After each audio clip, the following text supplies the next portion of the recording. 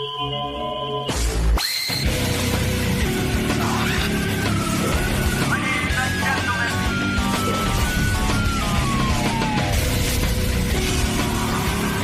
it's Norm MacDonald. It's my first time doing Howard Show on Sirius. I go back to the terrestrial days, but I'm looking forward to it because you can say the H word. You need that for your repertoire? Yeah. All right, man. Good luck. H-E double hockey sticks. No, you can just go ahead and say it. I know, you can say it right. Can I say it right out? Go for it. Hell. All right. Looking forward to saying hi to Norm MacDonald. There's Norm. Hey, Norm, long time no see. Good to see you. You too, baby. Hey, man. Hey, Norm. Hey, it's good to see you. Here, wait, let me put on my jacket for this big interview. Oh, really? You have to put on a jacket? Well, Norm is wearing a jacket, and I'm going to wear a jacket. Oh, I see. That's what I'm going to do. Just asked me where I got this jacket. What was that? Yeah, put on his microphone. Where's there a mic? Yeah, yeah. Now there's a mic. Now you're on. I'm sorry. Where is the mic? It's in on your headphones. It's on your headset. Oh, it is? How's that? On my cans? On your cans. You've got great cans. It's like Howard Cosell. Hey, listen. Yes. Artie was just asking me where I got this jacket, and it just occurred to me, you gave me this motherfucker. Did I? For what occasion? I asked you if I could have it. Is that a Howard Stern jacket? No, it's called Lugs. L-U-G-Z. Yeah. That's right. That was a long time ago. Yeah. Hey, you like that jacket? You want another one? Is that what you're looking at? Is that why you're here?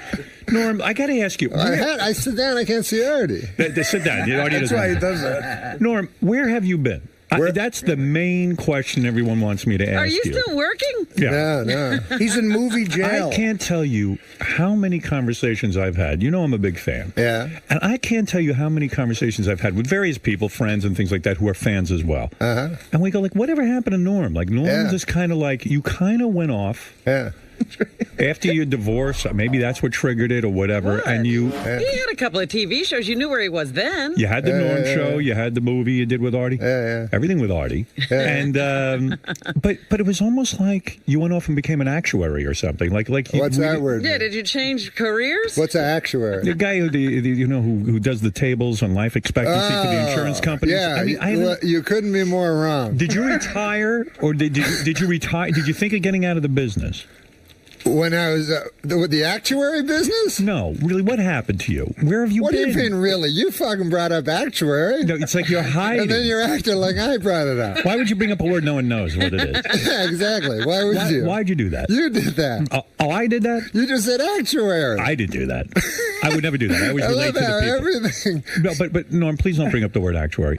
I want to know what like is Edward G. Robinson in Double Indemnity was an actuary. An actuary. Isn't that right, Artie? Listen Absolutely. to me, Norm. Yeah. Artie's eating, please. Yeah, don't interrupt. Don't interrupt. This is his time to eat. Would you say that you did take a sort of a look at your career and just said, "Hey, I want to back off for a while and just Are you find..." reinventing yourself? Yeah. What's going on, really? Me? Yeah. No, I'm doing what I always do. I do what I always You did. do I your do stand-up. Yeah. Right. But I mean, you stopped doing like Letterman. I didn't see you anywhere for a while. Well, if I'm in New York, but I'm never in New York. So I just do stand-up, right? Right. And then sometimes they'll offer me stuff that I'm no good at. Right. And then I do that. Right. All right. So you're out there. You say you are doing Then I your go thing. back to doing my stand-up. You know, Gary told me he had a conversation with you in the green room. Yeah, we had a fucking good one. Let me see if I can recreate some of that because it sounded interesting to me. He said that you guys started a conversation about some of the guys you did Saturday Night Live with. Spade. Yeah. Sandler. Yeah. Chris Rock. These kind of guys. Right. Are you still in touch with them? And you said, yeah, I'm friendly with them. Yeah. But you feel like you can't pick up the phone and call them. No, yeah. No, there's an interesting dynamic that happens when a guy becomes way more successful and powerful than you are. Right. Which is, I don't want to phone out. I love Sandler. I talk to him a lot, but I try to limit it because he gets bugged a lot, you know? He gets People want bothered things a lot. from him. Yeah, people want things from him, so I don't want anything from him. But when I'm talking to him, I feel like he might think I want something from him or something like that. Right. You're so aware of others' feelings. Now you're killing him. What the hell are you doing? I know he's going to slam me when he says some shit like that. No, you just snotted all over yourself. I can fucking see that one coming. In other words, You motherfucker. in other words, you're so in tune. That's not what I'm saying. Yes. You're bragging, aren't you? Now, you're saying... Now, Norm, if there's one thing about Norm is he's very in touch with other people's feelings. Norm. I've never seen a reaction like that in here. Norm, what you're saying, you just vomited on yourself and you blew snot out of your nose. Norm, There goes that mic. what I'm trying to say is, Yeah. you worry that you'll not be perceived the right way. In other words, you're concerned that you don't want to call up Sandler and say, hey, how you doing? Because he's going to think you want something from him. I have a very good friendship with Adam, so Right. I don't want to affect that friendship badly Right. by giving the what do they call it, like politicians, the perception of impropriety. Right. So As if I'm looking for something.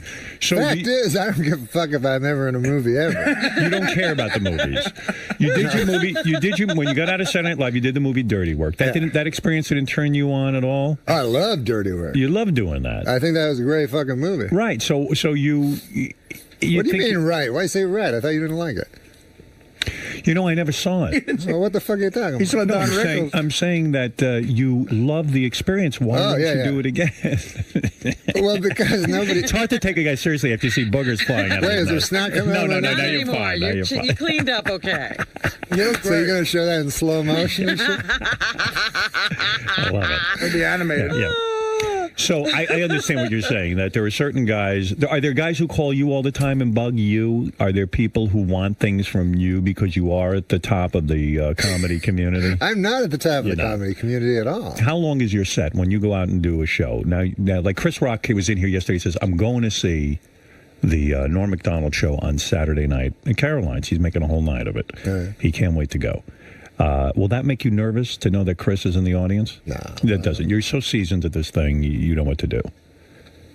Nah, I just don't give a fuck. Like, I don't care. I don't care if I bomb or kill. Nothing You don't. matters to me. It doesn't matter to you, but this is your career. This is the chosen path you've gone down. What do you mean it doesn't matter to you? Of course it matters. I'm How not could flying it into not that. matter? You love when you do well on stage. And No, I don't. Who told you that? you don't you care that when you do a show that people are into it and No, I enjoy couldn't give a themselves? fuck. Are you serious? Yeah, I can actually attest to that. When I used to open for him, and if it didn't go well, he Isn't thinks, that a defense mechanism, my well, friends? he thinks it's funnier if they don't I do laugh. think if it's bombs, I think it's pretty fucking funny. You like to bomb. I don't like to. I'm saying it's funny. When do you bomb? What happens? You mean you're Let's material? put it to you this way, right? You go in front of a group of people and try to make them laugh. Right. Try your hardest to make them laugh. Right. And then they don't laugh. That's funny. You're not doing the specific thing you're there to do. Exactly. That is Not only that, but it's also funny that you go there to make them laugh. You're trying to make their life better. You're failing, so they hate your fucking guts. And you see the humor in that. I see humor in that. Like, it's not like you're up there trying to make them not laugh. You're trying to do your best to please them. But don't you stay? It's like if you told a joke to your dad and he kicked you. But don't you stay at home a certain amount of hours a day and write and come up with this material that you do on stage? I mean, you put time and effort into. You don't?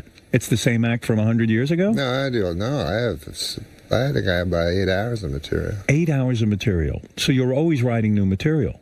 Well, I thought you meant write on a piece of paper. I don't. How do you? What's the process when You you just make think it up in your head, and then you say. Is that? You don't have it written anywhere? If you're afraid you're gonna forget it, you put it on a napkin. You put like Brezhnev or whatever. No, but let's say you have a great. Let's say you have a great joke. He does a lot about- of let's current say stuff. you're a big McCain guy, right? So, like, let's say you have a joke about I'm Obama. a big McCain guy. I heard you were supporting John McCain. Jesus, where the fuck do you get your information? Is that wrong? Steve Langford? Yes.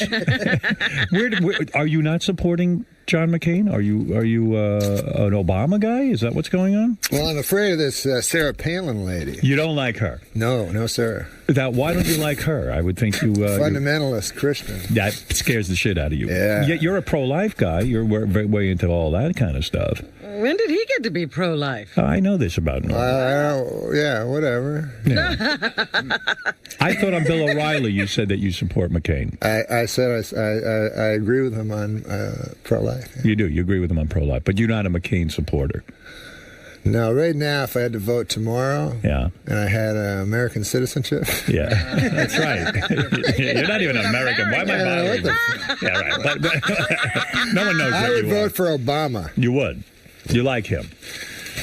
I don't like anybody. I don't like any of them. But Are you an angry man? no. I said I don't like politicians. Do you like people? Are you a people person? Do you like to hang out? Yeah, I love people. Norm will go to the mall And shoot people? go over to Orange Julius. No, this is what I like to do. Are you a recluse? Yes, You are. I would say that. Would you It's say almost agoraphobic. Really? Do you spend most of your day in the house? Yeah. Do you still have a tremendous gambling problem? No. You do not. What happened? What changed? Well, I stopped hanging around. no. As my son got Older. older, I realized that really the worst part of gambling is not the money you lose, but the time. Right. So you're saying you wanted to spend more time with your son. Because when I'm with my son, the time is so wonderful. Is it wonderful? It's beautiful, yeah. Yeah, you're able to give to your son. Am I able to? What do you do with your son? I play with him. You do. How old How is he old now? is this young man? He's 15 years old. 15 You're years still old. playing with him. Right. You know, it's a funny thing. Yeah. When he was a very young boy, you know, when he was like 3, 4, something like that, I would play games with him. You know, like we'd play basketball or something. Sure. And I'd let him win. Right. You know, and now he can beat me at everything. And so he's like, "Hey, man, I always beat you at everything." I said, "No, fuck, I used to let you win." You go, "Fuck, he doesn't believe it." He always beat you. Yeah, so he just thinks I'm some retard that can't beat a fucking infant. He He's doesn't see- tall. He's a tall kid. Yeah, He's playing basketball. He's You're playing b-ball, baby. You're not It'd be playing- good to have him out there with Artie shoot and see how he does. You're not playing poker at all? You're not playing because you love to Well, play you play high the stakes friendly poker. games, right? Come on. I try not to. Really? I still play a little poker, I have to admit, but Did you go to therapy for this? I mean, was there some sort of no. What do you think I'm you? I don't do that shit. You don't need to do any of that. Shit. You won't talk to anyone, right? You're above that. I don't do that. You're too shit. good for that shit, right, man? Right? Why you keep putting the praise in that way? What do you mean? What do you say? What? I said I'm not good enough yeah. to. You No, I'll tell you what. This is what happened with me with the psychiatrist once. I think this is why I don't do it anymore. You did go to a psychiatrist. When I was a young man, when Yes. I was like 17 or trouble kid, and they sent me to a psychiatrist. All right. And I talked to the guy, and I talked to him twice, right? Right. Next week, he fucking commits suicide. Is that true?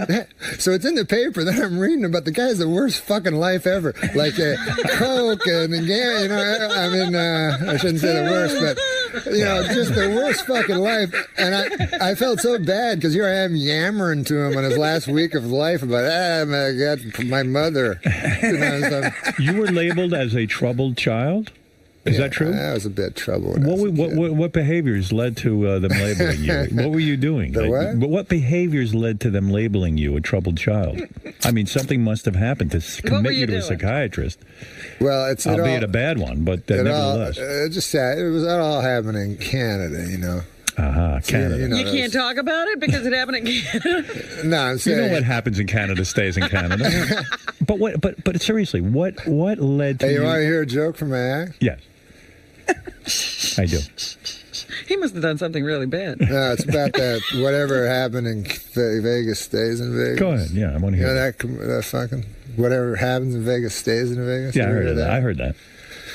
So actually, it doesn't really stay. Like you can't. It's not like you can kill a person and then leave Vegas and everything's cool. You know what I mean? So what I did was I looked at that phrase. What it actually means is basically you can go to Vegas, fuck a prostitute, and then she will not tell your wife. Right. That's exactly What they're saying. it. You're saying Not like those gossipy small town whores you're back saying to where you come from. I'm saying back at home, they're blabbermouths. you're saying in other They're words sitting in the beauty parlor going, "Oh, you're married to Hank Johnson? I fucking shit on his face last night. In other It's a words, small world. there are certain people who literally think they could go to Vegas and do anything they want and it will stay in Vegas. And they're completely wrong. Of course. And they should be more literal in the translation of what happens in Vegas. Yes, they should say, Because yeah. some people are dumb. They don't get it. They don't know. No. You're saying the slogan should be, if you fuck a whore in Vegas, your wife won't find out. That's it. Right. They're Okay, very got it. discreet. Yeah, I like that act. That's what you're going to be doing at Caroline's? I would go see that. That's a joke. I like that joke. But You like why that one? were you labeled a troubled child? Yeah. What happened that specifically sent you to the psychiatrist? Oh, no, everybody goes, you go to No, a when you fucking was when I was 17, they didn't send me to a psychiatrist. My father looked at me, raised his fist, and said, "Here's your psychiatrist." He was a good dad. You must have acted out in some way. Did you get arrested? You've gone to psychiatrists. Oh, I'm in there 4 days a week now. Well, what the fuck are you asking me? Why? I'm asking you at 17, what led them to put you in you said you were a troubled child. How old are you? Right now, 54. And you're going to a psychiatrist 4 days a week. 3 days now. I'm 3 down to days a 3 week. Yeah. I'm 17. I go one fucking time. I'm the guy that's fucked up. All right, listen. You got to give your head a shake. Listen, I was shocked. Hey, what do you think of that, man? I was thinking of using that as my Tagline? tagline. Yeah. For a comedy. I like it. Hey, give your head a shake. Like the guy who says hamburger at the end. You know that? There's a the guy funniest did you ever hear that guy? motherfucker No. ever. There's a black guy. His entire act at the end, he goes hamburger. Just like that. Yeah, that's it doesn't- That's his line. But it's funny. It is funny. It works. actually. So what is now your new No line? matter what he says. And what's your So new you line? go, what happens in Vegas stays in Vegas. Hamburger. And at first you hate it, but like 5 minutes in, you're laughing your ass off. You like it. Wears a big cowboy hat. Yeah, hamburger. Do you? He's got a lot of gimmicks going on at once. You don't miss the movies. You don't miss Saturday Night Live.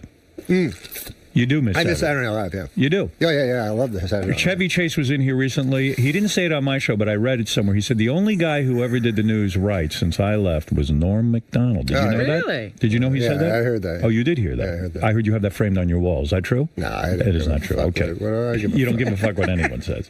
Chevy Chase didn't remember me. Oh, no, are you kidding? I swear to God. We shot pool and shit. I know. Well, I mean, listen, you know. He remembered you. He didn't remember Chevy me. remembers you. He doesn't remember working with Artie. No. He got up and he said, "Nice to meet you." Artie said we worked together. He goes, really? When? Yeah, what film? What film was that? The midget film? I said, "Dirty Work." You know what happened with Chevy when he was on? Because he was having trouble with you because you would phone him and wake him up and all that shit. We were not friends back then. Yeah. Right. So Yeah, I that's told him, right. I said, Chevy, fucking phone Howard and just, if you like him, he'll like you. It's over. That's it. And now we're friends. We're the best Yeah, of there you friends go. now. That's how it works. That's good. So anyway, I was shocked. Because remember he said he was at a Yankees game and a guy came up and called his daughter a cunt. That's right. Yeah, that actually he spoke about you quite a bit there. Yeah. Right. I'm sure. Listen to me, Norm. You don't age, man. You look good. I look good? Thank you. And you look good. Thanks, pal. Yeah, you look real You're good. good, man. You put on a little weight, but it looks good on you. You look No, a little, I'm you working big. out? No, it's just fat. You're fat now? Well, it's like, but it's proportion. No, I got abs and shit. You, listen, I always talk about Norm being a good-looking guy. He always got he's quietly He going scored back. some- He scored some big ones. Who is it I heard you had? Can I mention someone I heard that you had sex with? I don't know. I'll tell you the name. You can confirm, deny, or not even comment. Oh, somebody said you once had sex with the porn star, Savannah Sampson. Ooh. Is that true or false? I never even heard of her. Never heard of her, so you never had her. I never heard of her, so I would like to have so. sex with her. No, I've never had sex with a porn She's my star. favorite porn star. Yeah, but when you worry about... You would never. This is what I would worry about. Go ahead.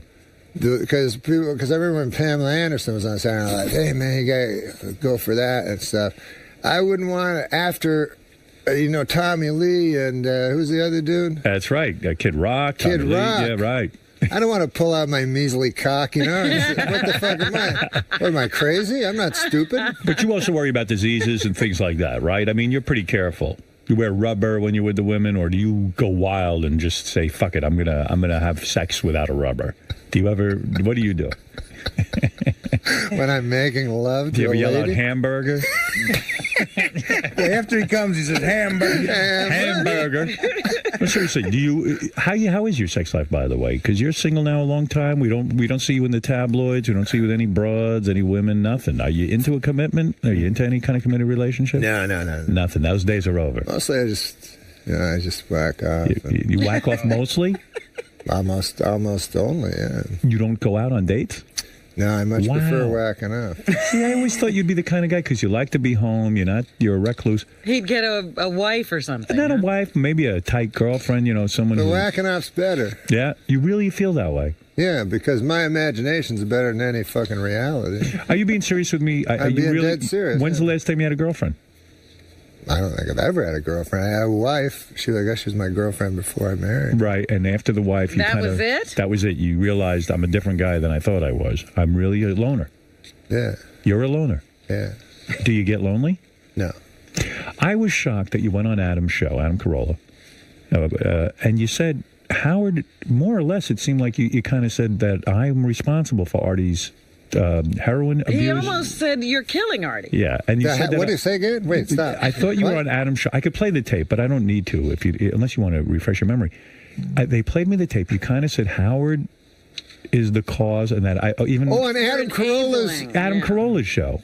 You said I Yes, I was talking about Artie. I brought up Artie. Yeah, you brought up Artie. I didn't. He did. He did. Out of the blue. But I somehow got slammed, and you said, I was shocked to hear this, that you felt that I was somehow enabling, and you even said that I killed Hank the Angry Dwarf, where I said to Doug Goodstein, why don't you You know come in and what? talk about I how many did. times we had him committed? You know what? You're Yeah. right. You're right. I did say that. Yeah. And I apologize for that because Thank that's you. not true. I Yeah, hope- that's a terrible thing I said. I felt horrible that you Terrible would thing say I that said. about me. No, I do Were remember you saying joking or what? No, I wasn't joking. But You believed it at the time. No, the Hank the Angry Dwarf thing, I don't believe. I don't know. I don't Yeah, know why I no, said that. I mean- that was wrong of me because first of all, I didn't know shit Right. about what I was talking about, anyways. Right. But no, the Artie thing. Explain it to me, because if there's something I could be doing, I want to know what I can do. Maybe you got Well, information. I'm not Dr. Drew. I don't Right. know. But you seem to know that day. Yeah, you were very full of well, yourself. that sometimes day. you're on the fucking radio and you say stuff. You guys know I'm sitting here. No, but I take this. Artie, pretend you're not here for a minute. Eat something. All right. I It's love funny Artie. you think it's your problem and not Artie's problem. Well, this is what you said. No. Because I really want an explanation of this. It was very hurtful. And it even got me thinking. I said, Norm's a bright guy. I like you. And I said, gee, if Norm thinks that of me, I have to really sit down and examine myself. And I even went to my psychiatrist. I talked about it. I said, gee, Norm said these horrible things about me. Did you He's talk what? to your psychiatrist? I did. Wait a minute. And You said Norm? Norm. And he goes, who the fuck is Norm? That guy, I haven't why seen him do you since listen Dirty to Work. Norm? Who's Yeah. he? I took 3 sessions up on Norm. What do you mean about Artie? All right, you apologize about Hank. And really, Hank, we tried so desperately to get You were this guy in constantly saying, hospitals. don't and- drink. No, I believe you. And We really I were. honestly Do you apologize. remember that appearance? But do you remember? That on You remember that? Yeah, So I felt bad after I heard that, because I do love Artie, and I would do anything to see Artie stop the negative behavior. I've talked to Artie privately about it. I mean, I don't want to be some guy who jams it down his throat and all that kind of stuff. But you seem to feel that I'm enabling or encouraging the behavior, and I'm not. I don't remember hearing. I said the Stern show. Yes. I didn't You say- feel it's Robin who's doing most of No, it. no. But I'm saying that the show is a creation Yes. that's very real. That's very. It's at its most interesting Yes. when the guest is at his most honest. Yes. So That's true. Artie is probably as honest as you're going to find. Yes, he's terrific. And as provocative as you're going to find. Yes. Right? Yes. So then therefore, that makes the show hugely entertaining. That is true. And isn't that what you're going for? Well, I'm always into honesty, but I mean... But how is that enabling him or encouraging him to do destructive things? Well, I don't know. You For instance, let me ask you this. I don't think you know. Let me either. ask you I don't this. think anyone knows. I just, I Let don't- me ask you this. Let me I ask put you it this. out there, and it's but everyone blames me. No, I'm not blaming, but Yeah. I'm saying when Artie threw the thing at Teddy and shit, right? Right, Yeah. right. Then you didn't play it again for the rest of the day. That's right. I didn't. Why didn't you play it? I didn't play it because Artie was so distraught and the emotions were so real that I felt that Artie was in a state that I didn't even know. We hadn't even talked afterwards. He left. And I felt that by replaying it, Artie could... you have to put it in perspective. I had no idea what was going on. I didn't know if Artie was going to go put a bullet in his own head because he was so upset that he did that. And I felt by replaying by the way, it... Teddy has apologized. Then when you put it on demand and promo the hell out of it... Because I spoke to Artie and we talked over the weekend. And Artie was going to leave the show. And some private things happened between myself and Artie, and which we have never gone into on the air. It's off the air private stuff. Yeah. And I felt, in all seriousness, and Artie felt, we made the decision together that we could go on. Artie wanted the audience to see that, but Artie has changed his behavior a lot and has really thought that whole experience through. So in all seriousness, hamburger. In all seriousness, I... Honestly, Teddy has apologized for forcing me to do that. Yeah. we determined, Artie and I determined it was Teddy's fault somehow. So it was okay to screen. Yeah. No, so you're in a saying. conflicted place where you... I love Artie. Yes. And I know, believe me, I listen to the show and I know that you guys love each other. Yes. I can see it. So. I don't know if he loves me. He told me I'm not his bro, but I love him. I apologize like Norm apologized for him. So what are we really saying now? Well, listen, Chris, because every guest has to comment on this. I think that Norm has disavowed everything he said on Adam Carolla. Yeah. No, I disavowed the thing about Hank the Angry Dwarf. But you backtracked and you now say, no, I don't think you're at fault. What about Adam Carolla? I never killed said Artie? that. I think he was saying that. Exactly what I'm saying. It's hard to, like, I put all that out there, and now it's such part of the fabric of the show. It's hard for me to get off that roller coaster. Like, you're not asking me to do it. Interesting. You're not asking me to do it. No. But I feel like it becomes entertaining, and I feel like it's necessary, not from any orders, but just that, it feeds itself. Listen, I hired Artie on our show. You're the reason Artie's here. You're the reason we know this stuff about Artie. And when Artie was hired on the show, Artie wasn't doing any of this shit. Okay. I hired him because he's a funny guy. He's hilarious. He's hilarious. He can talk about things. And introduction to Artie, Norm pushed him forward because he didn't want to talk about Elle McPherson and said, does cocaine. Right, yeah. I didn't say he did cocaine. Yeah. I didn't say he did cocaine at the time. This was a thing in the past. But if Artie had been backstage on coke, I would have brought him out and go, hey, look, Artie's on coke. It had happened 2 weeks before. So in other words, after this 10 minutes has gone by of this discussion about Artie, no one knows anything, right? We don't know what to do. You don't know what to do. No one has any. Well, I guess no one really knows what to do. No. I mean, but I don't know. I said things probably emotionally, and I was very emotional at this fucking roast that I had to do. Oh, yeah. Because Artie... I thought he was dead. I didn't fucking know. I thought they were telling us. I thought they wanted to do their roast so bad that they weren't going to tell us a guy was dead. Which is what I thought. It's believable. Yeah. Well, you know what? The show does have to go on, Norm. You know that. That's not what I've heard. Yeah. I felt bad. I've heard the show doesn't necessarily have to go on. That's in Canada. That's why show business in Canada is going nowhere. The show doesn't go on over there. Everything upsets them. So I think me and Saget were talking a lot, and we got very depressed that night after the roast. I see. Okay. And we talked about Artie a lot, and and then I never expected Adam to bring that up.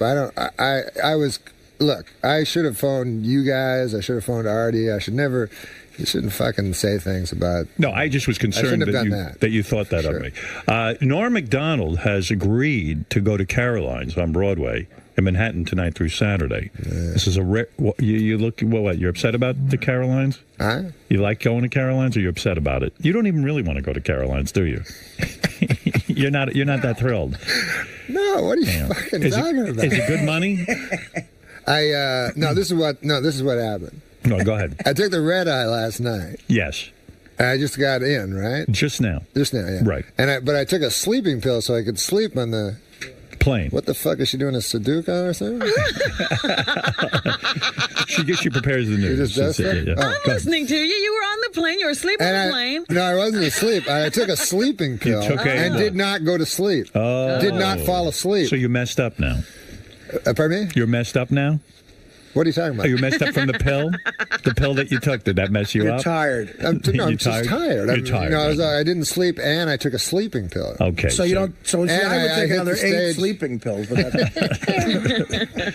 What are you And I going to hit do? the stage at Caroline's in about 14 hours Artie- after I do these other 10 shows on your network. Artie, Anyone watch these things? what shows are you going to be doing? he's doing shows that I told him yell out the window. There'll be more listeners. Let me hear what you're doing. Maxim Radio with Stretch. Oh, Stretch. Does he have another show? I don't know. Yes? Comedy by Request. Oh. Getting Late. I don't know. But all I know is it ends at 5. Wow. Oh, you're going to be here all day. Now, that's Brewer Unleashed. a Brewer. You know That's a Brewer, good Jim one. Brewer. But he's not here. Oh, he's not? He doesn't do the show from I here? think he's doing it. I think he didn't come in. He's doing it from his house. Oh, no. Oh, no. He didn't even come in to see you, Brewer. Yeah. I thought I got to do it from my house. I thought Mad Dog Unleashed was. Oh, Unleashed you do. Mad Dog No, but Unleashed. Brewer No, Unleashed. He just Brewer. reminded me. Brewer has the same name. as Brewer, Mad- you mean Mad It's Dog Brew- took Brewer's name, Unleashed? It's Unleashed. It's Brewer Unleashed. That's How can right. we have that? How can we have... Everything's Unleashed on Sirius. Yeah, no. They Mad- all stole it from that Byron Allen. He was Unleashed. He had comics Unleashed. You're right. I remember he was Unleashed, too. All these guys are Unleashed. I went on Byron Allen's Comics Unleashed. Yes. How was that experience? Well, first of all, you couldn't be more leashed. But he would When was he ever unleashed? he would do the craziest fucking segues ever. Like, you know, he just asked you for some bits from your fucking act, right? Right. So then he talked to one guy. I had to follow fucking Schimmel, right? So he's not a good guy to open with. So Byron Allen's like, so, Robert, I understand you have cancer. You know, that's his fucking opening. So Schimmel's like, yeah, I have cancer and I'm fucking the girl that... Right. boyfriend, and then he turns to me and goes, and Norm, you got a dog. Sounds like you guys were unleashed that night. You really were laying it all But the out. funniest thing I heard him say is, he said, because, you know, he just gets the jokes beforehand and then tries to think of a question. So he had John Lovitz on, and he said, now, John, I understand you're getting older. That didn't happen. That did happen. I gotta have a I tape swear of to that. God, that happened. John, I understand you're getting older. Had a joke on aging. Wow. That's like I thought. The Carmen Electra was on that show later. This is my favorite dumb chick moment of all time. Dumb hot chick. And the girl said to her, it was one of those, that black chick who hosted that show for a while. Aisha Tyler? Yeah, that was her. So she says, Carmen, what's the one thing you can't live without? And she said, she thought for like 30 seconds and she said food. Well, she answered it properly. So you're That's a true. human. So you're a human It's got to be being. either oxygen or food, right? What else is there?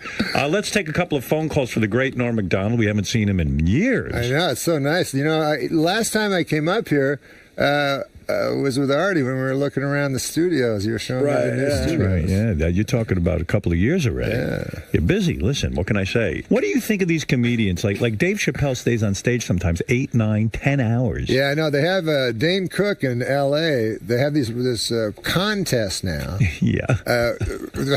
Who can stay on stage the longest? Isn't that ridiculous? I mean, doesn't that... Well, it's kind of... The audience is really the people that should get the prize. Exactly. I know. I mean, that you can get even the best comedian. You would get fatigued after a while hearing that much Anybody comedy. can. I mean, if you can kill for it, should be, you know. If you go 5 minutes without a laugh, you lose or something. But otherwise, it's just talking to a mic. Do you ever get up on stage and think about the absurdity of it all? Do you ever sit there and you're in the middle of your act and you go, like, what is my job? I'm standing here in front of a bunch of people and they're waiting for me to make them laugh. Isn't that the craziest profession in the world when you think about it? I mean, isn't that does it ever drive you insane? Do you ever wish you did something else? Well,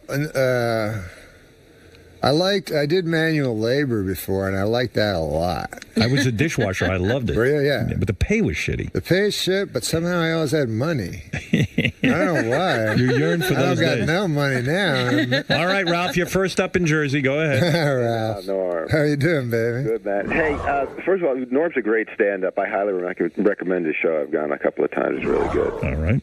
And I'm not going to repeat anything that Norm and we've talked off the air about Artie, and I don't think you're being 100% honest there, Norm. I think you know that There's some things you said. I don't think that you're saying that Howard's responsible for Artie's behavior, but the show just encourages it. Yeah, of Well, course that's it what he does. just said. And there's no, and then there's no consequences, and that's where I think so. Like Artie falls asleep. What job could you fall asleep at? Well, Ralph brings up a good point because every guest has to talk about this now, I think.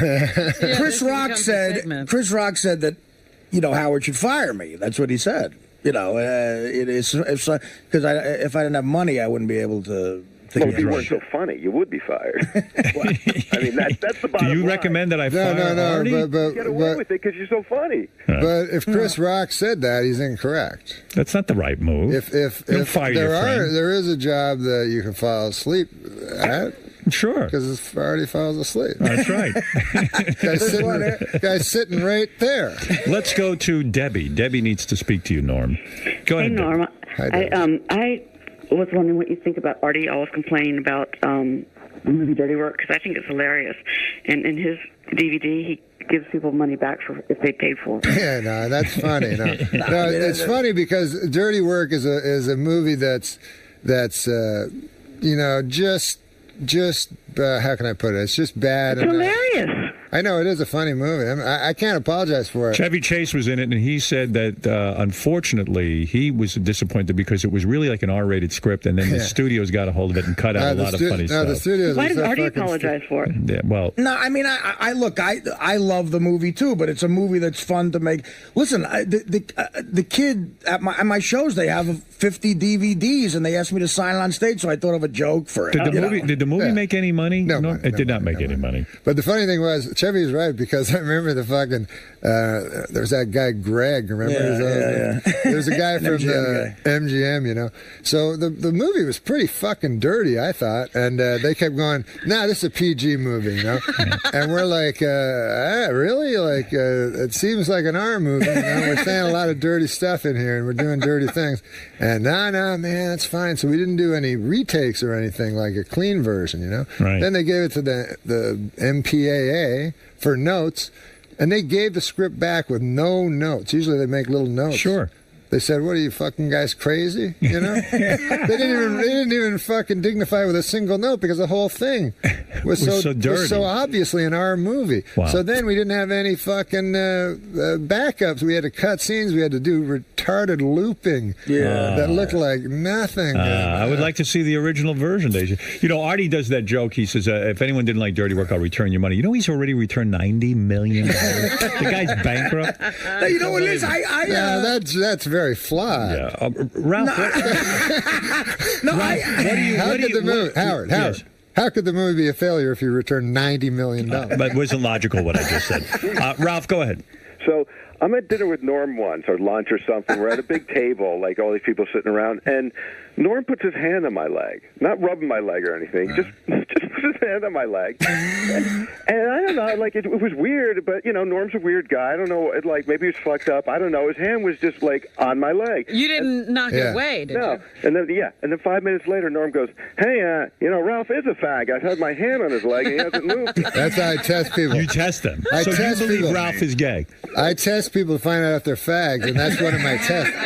Can you imagine letting a fucking dude grab your leg for 5 minutes? You mean Ralph didn't say anything? Not a fucking word. Ralph, you're gay.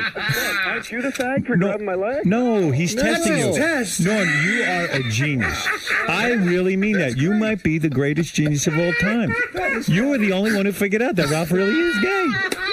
Why wouldn't you make Ralph? Why wouldn't you make Norm remove his hand? Yeah, say, what are you doing? What? I don't know. I found it funny. I didn't know. And if he grabbed your cock, would that have been funny? I've been giving Ralph a hand job for 20 minutes. That was later. Norm, you are a genius. He laughed. I love that. Norm blew me too, but I like how it becomes the other guy now. Let's go to Nick. Thank you, Ralph. That's why I test if guys are fat. All right. Have you tested anyone else as a fag, or is that the only? He tried it the first day of Dirty Work. I fucking punched him in the face. Yeah, you see, and you knew he wasn't a fag. No, I knew he was a fag. He overreacted. Everybody's gay. I patted him on his shoulder. That's all. You must think I'm You super fucking clocked me. heterosexual. You never tested me like that. You ain't no fag. That's right. Nick, go ahead. You're on. Howard, I just wanted to say that this is the funniest interview. I'm literally pissing my pants. Norm is terrific. Right on point, and he's the funniest son of a bitch who's ever taken a sip of water, as far as I'm concerned. Well, then you'll want to go see him at Caroline's on Broadway. Absolutely. You better get over there. So what's the plan? I'm going to scampering right down there. He has all these old-timey expressions. I'll be scampering right down there. Why, that some bitch is the funniest thing since a glass of water. You're a real piece of shit. You're so funny. That's Norm MacDonald. He's the richest man in town. Yeah. Me and Norm used to talk about. Norm he used to say, like, after 2 years off with a hunting knife there, buddy. Yeah, well. After 2 years of the Norm show, he was like, fuck, I got enough money, like, fuck being the richest guy in L.A. I got enough money to be the richest guy in, like, Spokane, Washington. And it's just like, because you go on the road and the guy would drive you to the club. You'd be in some little town somewhere, right. And then the guy would be driving you past, and then you see this fucking huge palace with 8 cars, and they go, that's Roy Johnson's house, richest man in town. Why, that house costs over $100,000. Wow. So the plan was, I got so much money from my sitcom. Yeah, I'll just be the richest guy in this little place. That's Norm MacDonald lives there. Do you miss? Why, he fucked my daughter. Do you miss the days of the sitcom? Do you miss that kind of money, that action? I mean, that was tremendous. I mean, you didn't have to do a whole lot, and you got a lot of money, right? You got to do. That's a misconception. If you're the star of the show, there's a lot for you to do. As a supporting actor on a sitcom is literally stealing money. You were stealing money. Yes, but he had a lot. Do you miss the sitcom? Artie had a good job. Did you miss the pay? Do you miss the going to the studio? It's exciting, right? You don't miss it. No, I don't miss. I miss the people. It sounds like faggot. But I love Artie. I love Laurie Metcalf, and I love Max Wright. So right. You don't call Artie that much, do you? Well, I'd say about once a month. Once a month, you guys speak on the phone. It's not awkward. We try to talk. Is it uncomfortable speaking to Artie now? No, I wouldn't say it's uncomfortable. Sometimes you have to, be careful, what you say. It's like, really? He gets touchy, right? No, I'm saying the same way that Letterman doesn't want to talk to you. Oh, I see. Yeah, you got 4 hours to fill, so you got to sometimes be careful. I see. Really?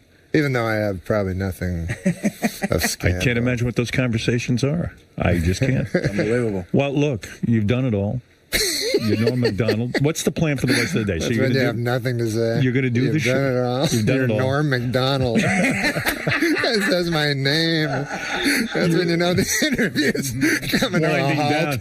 So what else? No, what is the game plan? It says here you're Norm MacDonald. What is the game plan for the rest of the day? You're going to do some shows at Sirius. Yeah. After you're done with those shows, people in those seats. You're going to take a nap. I don't think I can take a nap. My hotel room's not ready. They said till 4 or 5. You couldn't get the room the day before, and so I should have. Yeah. That might have worked out better for you. Well, let me ask you. Artie says on the road he doesn't know what to do with himself. What do you do when you're on the road in some little town? Yeah, what do you do? Like, I only like the time that I'm on stage, because other than that, like, what do you do when you have to kill time? Do you play chess? Other than being a fucking other than the hour you're on stage, you're basically a fucking drifter. Yeah, that's true. So most of the time you're trying to find food, and these fucking towns think they're interesting, and so you go. This is what they find the most interesting. You go, hey, what is there to do in your fucking shit town? So then they go, you got to see the Galleria. Yeah. You're like, hey, I'm from L.A. Yeah, I've seen that. I've seen Galleria. A guy in Houston. Last year, a guy shot everyone at the Galleria. A guy in Houston told me that once. He said, first of all, it's a 400-pound guy. It was May in Houston. Like, the sweat was dripping off me.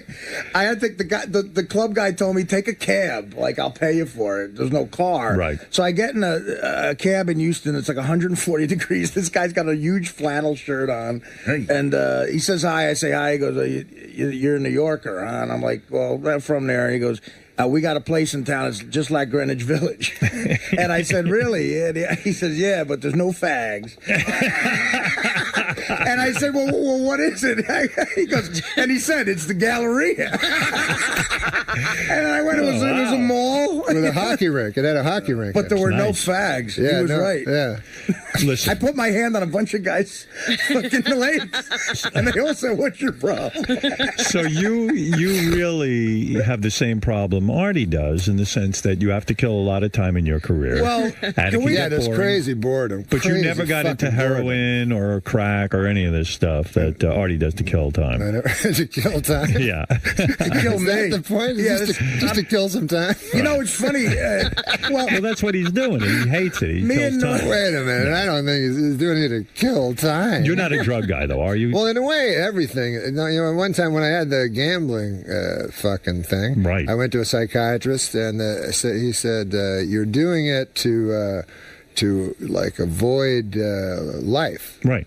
So I was like, isn't that why you do every fucking thing there is? You know what I mean? Like, that's why you go to work and you get. In a sense, that is life. Right. Me and yeah. Life is avoiding. Was gambling your thing? Like, in other words, it took your mind off of all your issues and all that kind of stuff. It was your It's a complete escape. But then the thing that you do to escape your problem becomes the fucking problem. I always worried about you because I always had a feeling you were always losing too. Like you weren't very good at gambling, but you would constantly bet on the wrong Gabe teams. Kaplan? Yeah, you know Gabe Kaplan. No. You know, like well, you can't win if you gamble. poker. Not even you can't win that. You can win poker if you want to. Yeah, but you never win. No, I don't think you. I don't. It's a complicated thing, but You I ever don't sit think down and gamblers figure out- want to win. I remember one time I heard Omar Sharif talking about it, and a couple times in my life I've been dead broke from gambling. Right. And he said this thing that I found like I related to because he said I lose $6 million. He was talking about the most money he lost. I don't know. That's And God only knows how he got $6 million. Yeah, By the way, dead on impression. I know, it's good, right? Excellent, Omar Sharif. Yes. Look forward to Caroline. But he was a big gambler, big bridge player. Yeah, yes. exactly. Yes. So he says, one time I did $6 million. He goes, I go across the street to a coffee shop and I get the coffee. I have $1 left. I get a coffee. He goes, I feel clean. And I understand what he means. What does that mean? Means when you lose everything, you're alive. In other words, you don't feel alive unless there's some great tragedy or No, something it's not big. a tragedy to have nothing. Right. I mean, don't you feel like sometimes when you're building a house, you're just walling yourself into a mausoleum? Right. Well, if you don't have that house, You're free. you're free. You're free. Now, Of let's, course, you'll freeze What is to the death. most? Do you ever sit down and figure out how much money you lost? No. Do you know what your biggest loss was? No, I don't give a fuck about money. You do too. You know I what your know. Well, biggest you know loss what? was. No, I Don't care should we enough tell the about- story about my guy I hooked you up with? It's a long time ago. It's a long time ago What's now. this one? Fran? No, shut the.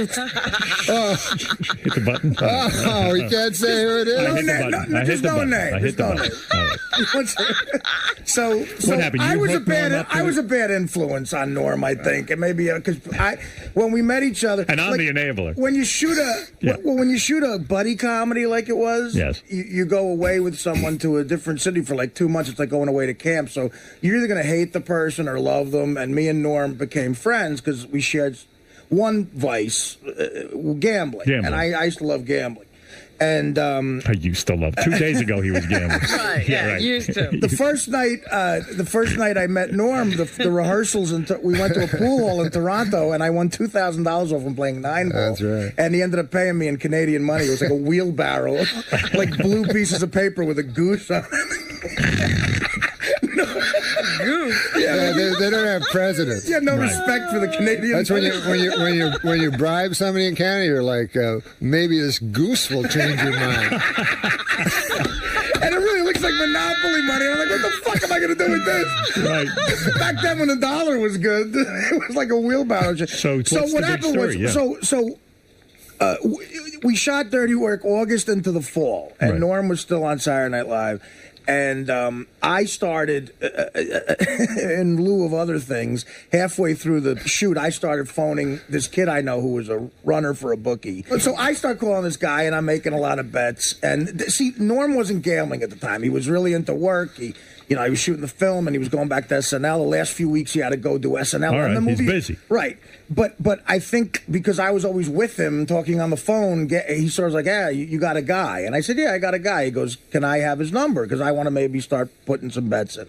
So this bet that ruined Too degenerate. This bet that ruined me and Norm, because when we went on the road and I opened for Norm, and this is what we did. You talk about killing time. This was a problem. We got introduced to this thing called a lightning bet. Now, what a lightning bet is, say you know what the under-over is in a basketball game, the total amount of points the two teams score. So say it's 180. Okay. Right? If you lightning $1,000 on the over, when they hit 180, every fucking point they score after that, you win $1,000.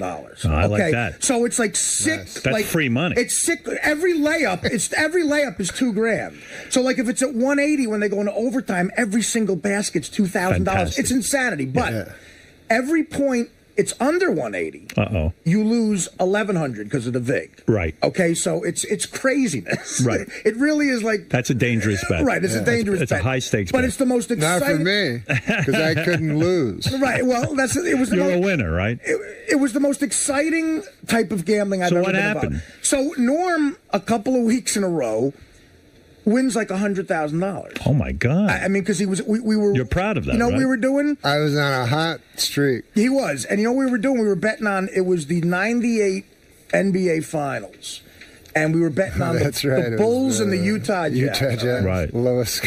So so Norm like 3 weeks in a row wins wins $100,000. Wow.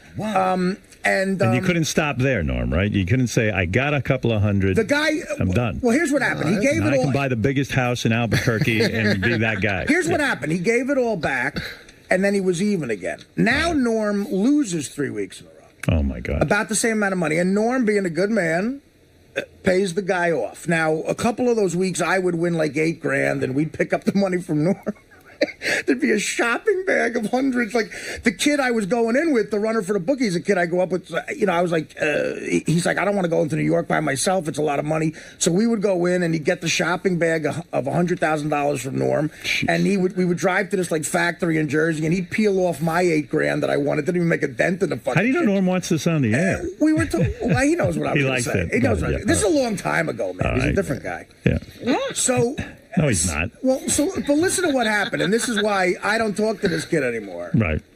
So Norm, being an honorable guy, pays off every week. Right. So now here comes the last game of the Utah Jazz versus the Bulls. Norm lightnings $1,000 on the over. Okay. On the under. That's right. No, I went over. You went under. It was the I bet the over. You bet the under because it was you won. It was the lowest scoring. Lowest scoring. And you had won. the under. The over. So it was the lowest scoring game. Right, but you had the under. And you had won. the under. No, he had the over because it was the lowest scoring game. Oh, I'm sorry. That's right. Well, I'm trying to forget. Right. Okay. Exactly. So I bet the under. Right. And he bet the over. Okay. 1,000. Now I only bet $200 a point, but Norm bet at that. So I had to deal with this. It was the lowest scoring game in the history of the NBA. The Jazz only scored like 45 points. Like Jordan just shut them down single-handedly. So I lost like $9,000 on the game at 200 a point. But Norm won like 110,000. Wow. Okay. So now he's even with the guy who wins $110,000. So now Norm comes into New York. We're doing press for Dirty Work, and he's at this hotel, and I said, I'm going to go get the money, and I'll bring it to you. So I call the guy up, and the guy goes, listen, man, I'm sorry. Tell Norm I can't find the guy. And I said, what? He says, tell him I can't find the guy. The bookie just took off on me. Wow. So I said, first of all, now listen, you got to, like, I knew Norm for a little while. But I had just gotten the movie with Spade. I said to this guy, I said, listen, you're fucking me up here, man. This is a guy I work with. I said, Norm could easily call Spade and say, this jerk off is ripping me off. He's going to get, he could get me fired for the movie. You're fucking me here. He's a good friend of mine. He paid you everything. First of all, what bookie wouldn't want that? So you never got paid? Wow. I had to go to the hotel. I had lost the $9,000 I lost, I gave to Norm. That's true. And I said, because I said, I'm not going to give it to him. So I kept begging the kid, and he kept sticking. Like, obviously, Norm thinks, and I think, he was the bookie. Right. We Cool. both think that, Yeah. but yet we're not saying his name. Right. We're protecting him. And but you see, So he can continue. Norm- We don't Wow. want our Norm So could in other easily words, when believe- you get so now that I hear this story, it's good you gave up gambling Yes, it because is. really it is because you can't teach your son these things. My son's a good kid. Right. My son's a good boy. He's a good boy. But also, Artie keeps gambling with people he can't get paid for. I know. Well, now this Artie was up 70 grand and couldn't get it. Did you hear Same that? deal. Yeah, same deal. Not the same guy. Different guy. Same story. I won 78,000 on the NFL playoffs, and the guy gave me 18. He can, but you know, again, it's Scumbags. like and you can't go to the police. They're not Yeah, interested. right. in There was that. No, nothing one to guy, I do. remember with this guy, they go, why don't you break his legs? I'm like, what the fuck? Why don't you kill him? I'm like, yeah, that'd be a good thing. well, I tried to Kill a man. And you'll go to jail. I go to jail. You've never killed anyone, have you? What? No, you've never killed anyone. All right, listen. I Norm- tried to tell. I said, listen, if Norm was an asshole, he could have said, look, obviously you're in on it with this guy. I never want to talk to you again. But Right. he believed knew, me. And, of course. Who wouldn't believe you? but what did Bernie Brillstein say to you that time? I was trying to, when you won the money playing craps, what did Bernie say to you? Bernie, yeah, he just passed away. He was a great guy. Did you go to the funeral? Yeah. A lot of celebrities? I didn't go. You didn't go? You didn't go? No. You are a I recluse. was actually kind of sad. Well, that's why you go. Yeah. I know, but I knew people would be making jokes and stuff like that. You What don't did he wanna say? He No, said, yeah, I won this money at craps back when I was married, and I didn't know what to do. I never won money before. And I said, hey, Bernie, man, I got all this money. I just won at craps. You know, he goes, first of all, don't tell your fucking wife. That's the first thing. Then, you get a safety deposit box at the Mirage, but only put 10,000 in that one. You had a big long explanation, like it had happened to him like He knew 50 exactly times. what to do. Isn't it great when you ask someone what to do and they know?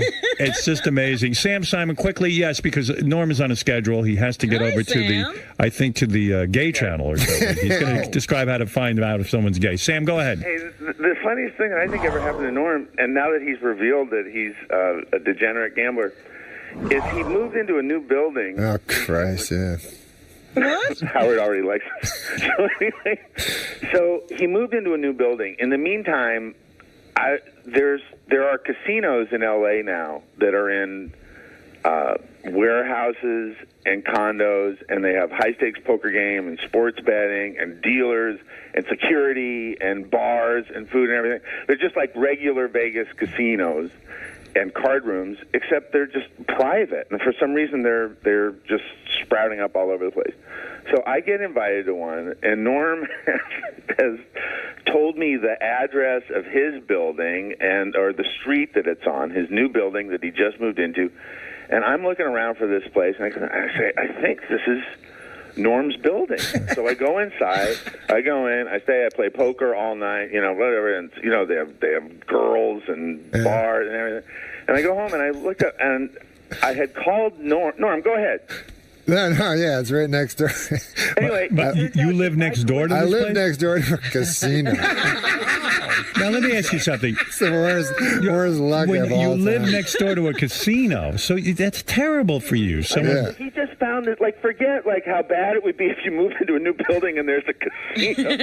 Right inside. This is Norm. It's 25 feet from his front door. They must have wiped you out, Next right? door neighbor. No, I haven't gotten in yet. You don't worry about money. Like you don't worry that you could lose it all. Of course I do. I would hope so. I would think so. Do you have investments and things? Yeah. Yeah. Okay. No, I don't have investments. You don't have any investments. No. It's all in a mattress somewhere. It's on a shopping I bag. put in a bank or whatever. With Canadian money. You trust these banks? But I went up to that. I went to that casino because the guy called me in, Sam.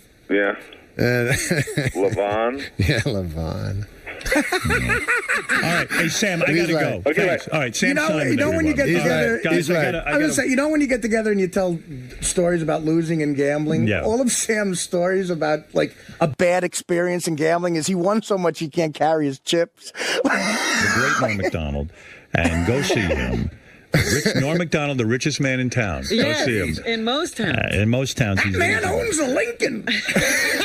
Lincoln Continental. Guy's got a coupe de ville. Great seeing you, Norm. Don't stay away so many years next No, time. absolutely All not. right. The great Norm MacDonald. We'll be Respect. back right after this. Norm, Yes, sir. lightning bets. You've piqued my interest. I never heard of that before. You don't want to do that shit. It's a gambler's heroin. It is. It is like crack because from the beginning of the game, right, your heart's racing. Like if you have the over, you start the game down 180,000. Norm, thanks for coming down today, man. Thanks, man. Respect.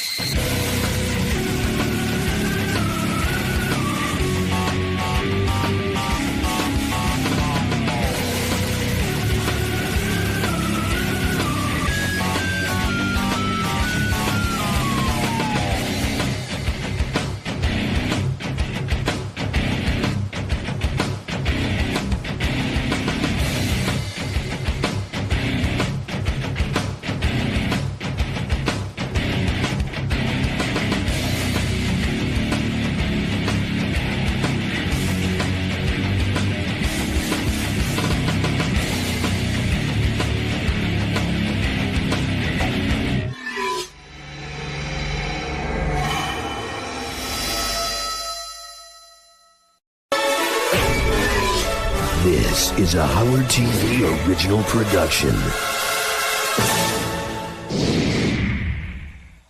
Here's a taste of what you have to look forward to. On this episode of The Bonus Show, Ronnie gets busted for snooping around Howard's office. Why in his office, man? Looking for a newspaper. Along with being girlfriendless, JD is also a slob. I gotta fucking clean it up. Gary checks the mailbox. That's actually an excellent question. And Colin Quinn discloses some fruity information. I saw West Side Story last year. I'm not ashamed to say it was amazing.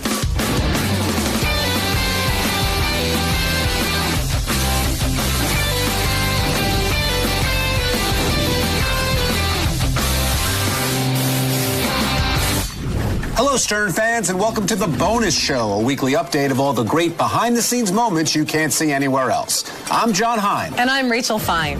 Now, some people aren't smooth with the ladies. Others have no social skills, and some are just messy slobs. No, I'm not talking about Johnny Hein. I'm talking about this guy. JD has got all kinds of fast food wrappers and stuff in the garbage pail. That's got to attract bugs, and now the ants are coming in because of JD, I think. That's my theory. This is what I had for dinner last night. It's an empty soda and MacDonald. But you know what? Maybe I'll just go. Should I just throw it out in the kitchen trash can? Yeah, like he was. You could open the door, asshole. So, JD. Yes. Does it typically smell in your room? Huh? Does it typically smell from all the fast food stuff? I don't think so. Garbage? No. Have you noticed any bugs in the area? Not like a lot, no. Does it look like a bug could live in here? I gotta fucking clean it up. Damn it. Way back when, before Seth MacFarlane was Seth MacFarlane, he was being pitched to be a guest on the show. That's right. And some of the staffers loved him so much that they would have done anything for Howard to have him on the show. Anything. The Howard Stern Show Creative Meeting. We've been pitched this guy a bunch of times, the guy that created Family Guy, Seth MacFarlane. Right. That religious group that went after you went after him like 2 weeks ago, and his statement was, suck my dick, back to him. That was his press release to them. I'll suck his cock. I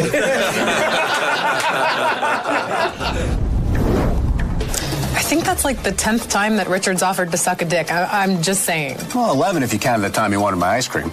Super. That image will haunt me. But not as much as Gary's pitch haunts him. The letter from the mailbag. John from New York says, did you stay and watch the whole game after you threw your pitch? That's actually an excellent question. I did stay and watch the whole game. I made the pitch before the game. I knew it was bad. I went up to the suite, thought, okay, I embarrassed myself in front of the whole stadium, but who else will know besides that?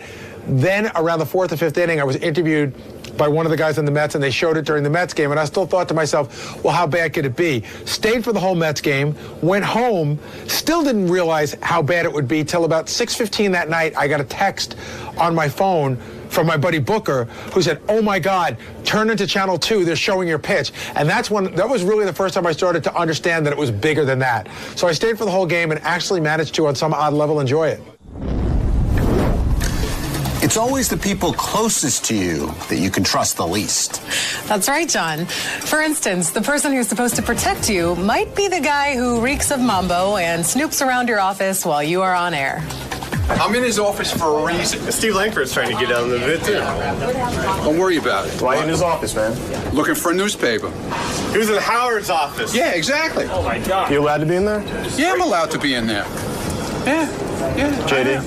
JD's not. What do you mean, no? Tell me what I'm allowed to do and what I'm not allowed to do. I'm just looking out for Howard's best interest. You know, someone in there, and he doesn't know about it. Yeah, God knows what Ronnie's doing in there. If I'm not allowed in there, then who's allowed in there? You know what kind of creepy things he could be doing in there? A lot. You're telling me. Hey, John, do you think flexible strippers are sexy? Well, I'm married, Rach, so unless that flexible stripper is my wife, I have no comment. You might have been better to just say nothing there, John. This next segment is aptly named Blast from the Past. That'll make sense in a second. The Howard Stern Show's Blast from the Past. Okay, what I was saying, I do some wild push-ups with my legs behind my head, and I can fart each time I do a push-up. I'll show you in the green room. Really? Yeah, it's amazing. Howard will love it. Okay. Want to see it real quick? Sure, why not? Okay, check this out. Let me load up first. Okay. She's working. Okay. Okay. Oh dear. Just about dead in this country because think about it. Yeah, you can talk about power. Whoa. But that's. I see. You understand what I'm saying? Yeah, I do. I thought of that last night, so I've got to bring that up to you because farts do have control. You know what I mean? So you think you could do that over, like if this guy was laying down, you could do it over his head? Yeah. All aboard! Dare I ask, all aboard what? All aboard the wrap-up train. Next up, wrap-up show. All aboard! Here is yet another clip of Angry Ronnie. Woo-hoo! Uh-oh, Ronnie's here. Dude, you're an asshole. That's all I got to say. I got no time for you. But you're a moron because you won't even tell anybody what you do for a living. You're still a fucking asshole. You know what's so funny about you last week? He's gone. You kept calling, you know what's so funny about you, and this is really good. He left. When you were calling... He's gone. Kenny walked out. Kenny, he's not listening. He walked out. Colin Quinn stopped by and proved that he's so secure in his masculinity that he could speak freely about his love of musical theater. Howard loves music. If Howard I saw West Side Story last year. I'm not ashamed to say it was amazing. What made it so amazing? I'm not going to say it. If I was going to, the dancing. Can I tell you something about that movie, by the way? But I swear to God, you should see it. What do you mean? I mean, I got to see Promises to the Matinee. No, the dancing's like amazing. Like these guys are like, they look like gangsters because they're all like ripped now. You know, like nowadays, in the old days, nobody worked out when the movie came out. But they're just like jumping up and like, you know, it's like throwing kicks. It's really cool. So you're admiring the guys' bodies as they dance? The gentlemen were really well defined. And wrapping up the wrap-up show is a cute professional wrestling memory from Richard Christie's youth. How big of a wrestling fan were you? Oh, in the 80s, I was a huge fan. I used to go see it in Pittsburgh, Kansas. They'd have WWF, and I even pissed off Virgil, Ted DiBiase's bodyguard, when I was a little kid. How did you get under Virgil's skin? Well, I used to go down with all the little kids would line up where the wrestlers walk in so you could pat the wrestlers on the shoulder. And I used to never trim my fingernails when I was a little kid. Like, they were huge. Like you trim them now. I'm filthy. Well, now I get manicures and pedicures, but that's another story. But so I went down and I tried to pat Virgil on the shoulder, and I accidentally cut him with my fingernail. Oh. And he stops on his way to the ring, points in my face. He goes, "You little fucking piece of shit, I had to beat your ass."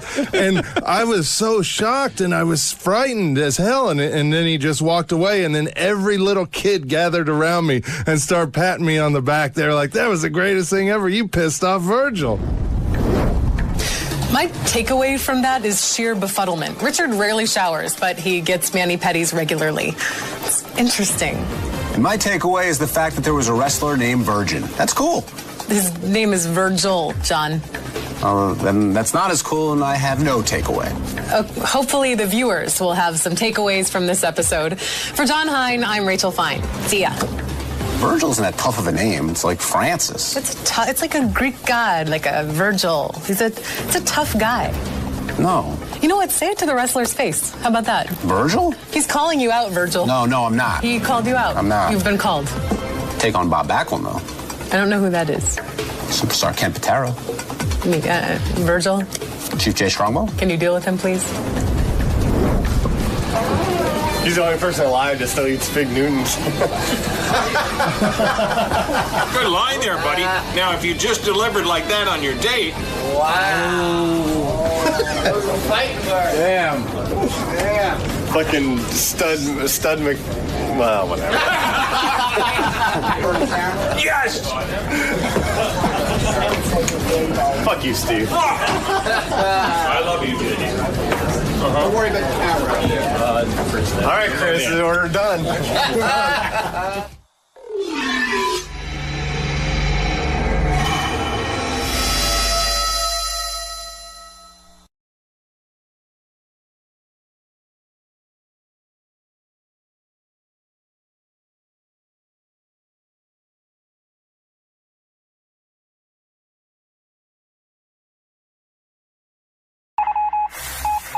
This is the best of the wrap-up show. A recap and behind-the-scenes look with John Hein and Gary Dell'Abate.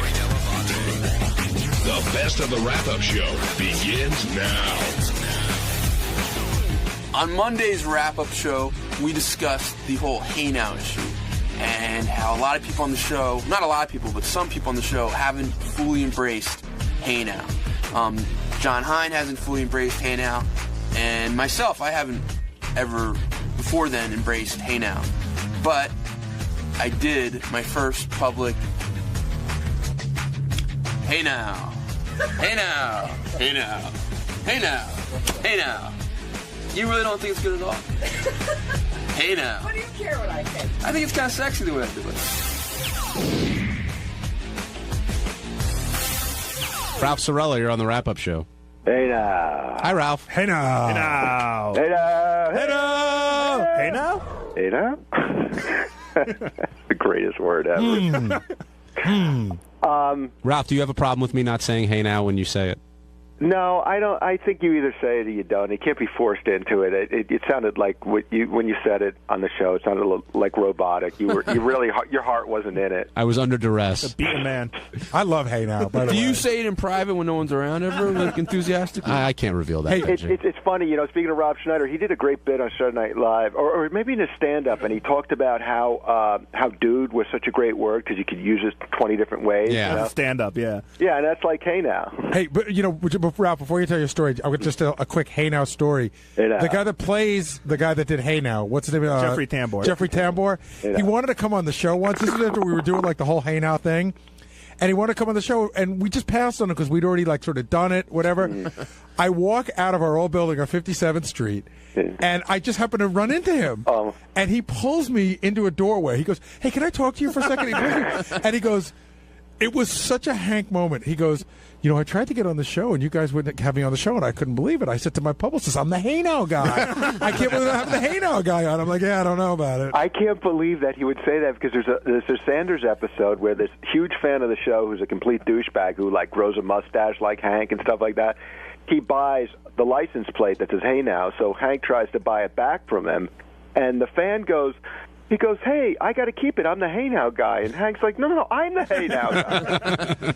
When he said that to me, it was so. He goes, "I'm the Hey Now guy. Come on." I bet a lot of people have no idea. I didn't know till I worked here that I'd not watched that show. I didn't know of that show. That it originated from that show. Yeah, I Larry thought, Sanders. If anybody, and then today I found out it's actually Ralph sort of got it into Howard. I thought Howard it's just a phrase he did. No, I mean, we were all watching. We were obsessed with the show when it was on. If anybody gets a chance, there's a great, came out like 2 years ago. There's like a best of Larry Sanders that's really, really good. But Hank might be one of the greatest characters in history. Season one is out too in full, but and I don't know why they don't have every fucking episode out. It's criminal. All right, thank you, Ralph. Bye now. Goodbye. Hey now. Had to end with that too. G-Spot, you're on the wrap-up show. Hello, how you doing? Long time, first time. Just wanted to back you, John Hine, for being not a lemming and doing the hey now bullshit that's been antiquated now for the longest time. The reason I don't do it isn't because it's antiquated or not funny. It just doesn't feel natural to me. And I feel like I'm you know, when Howard picks up a call, that's what he says. It's not what I say. That's all. It's not like we're lemmings. I just find it really fun to do. When I started doing it only because of Ralph. When Ralph does it, he makes it seem like we should all be doing it because he's so into it. Yeah. I've always wanted to do it, but I do feel like I'm taking something, even though I'm part of the show. That's how I feel. Listen, I feel like it's not like I don't know. And but as I mentioned, Artie doesn't do it. But today I kind of felt like if we want to start doing it, this is our chance. Because the disclaimer was laid down? It's kind of like, hey, this is for everybody. Why do I get the feeling that when you do it, you're going to get a ton of shit? Hey now. Hey now. Right. No, give me a better hey now. I think this is the first time I've ever done it, but hey now. Hey now. I think it's situational. I'll try to, like, if it comes. Ralph knows every inflection, and Ralph knows all the hey nows. It's his shalom. I would love to know. Ralph should call back, and we should have, like, I would like to do Ralph like a hey now at a funeral. At a funeral, like a hey now at a funeral, a hey now of joy. Please don't. Okay, Ralph. Gary asked for it. If you're at a funeral and you want to give your condolences, here you go. Here you go, Ralph. This is my mom. My dad just passed away. This is Ralph. Mr. and Mrs. Delabate. Oh, you wouldn't say Mr. Hey now.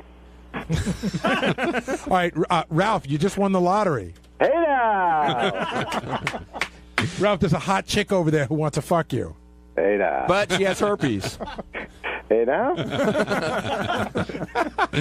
are the master. It's like. Hey, let me just give Benji a quick hey now lesson. Thanks, man. You're gonna say hey now. First of all, the basic hey now, you got to lower your voice a bit. You got to get down to, hey, and you got to push the hey out there and let the now kind of like lilt. It's like, hey now. Hey now. Shorter hey, longer hey now. Oh, like, short hey. Short hey, long now. You gotta hey now. You got to push it out. Hey now. Hey there you go. That was a good one. Really? Yeah. Good job, Ben. Just get that one on tape, and I'll just keep using that one. Hey, it's Gary Delabate, Baba Booey. On Tuesday's wrap-up show, we talked about the fact that Kurt Angle, the wrestler, came in, was getting very romantic with Robin, read her a poem, and we were just trying to figure out what kind of a man does Robin like. Artie and Fred were there, and we all sort of kicked it around. What is Robin looking for in a man?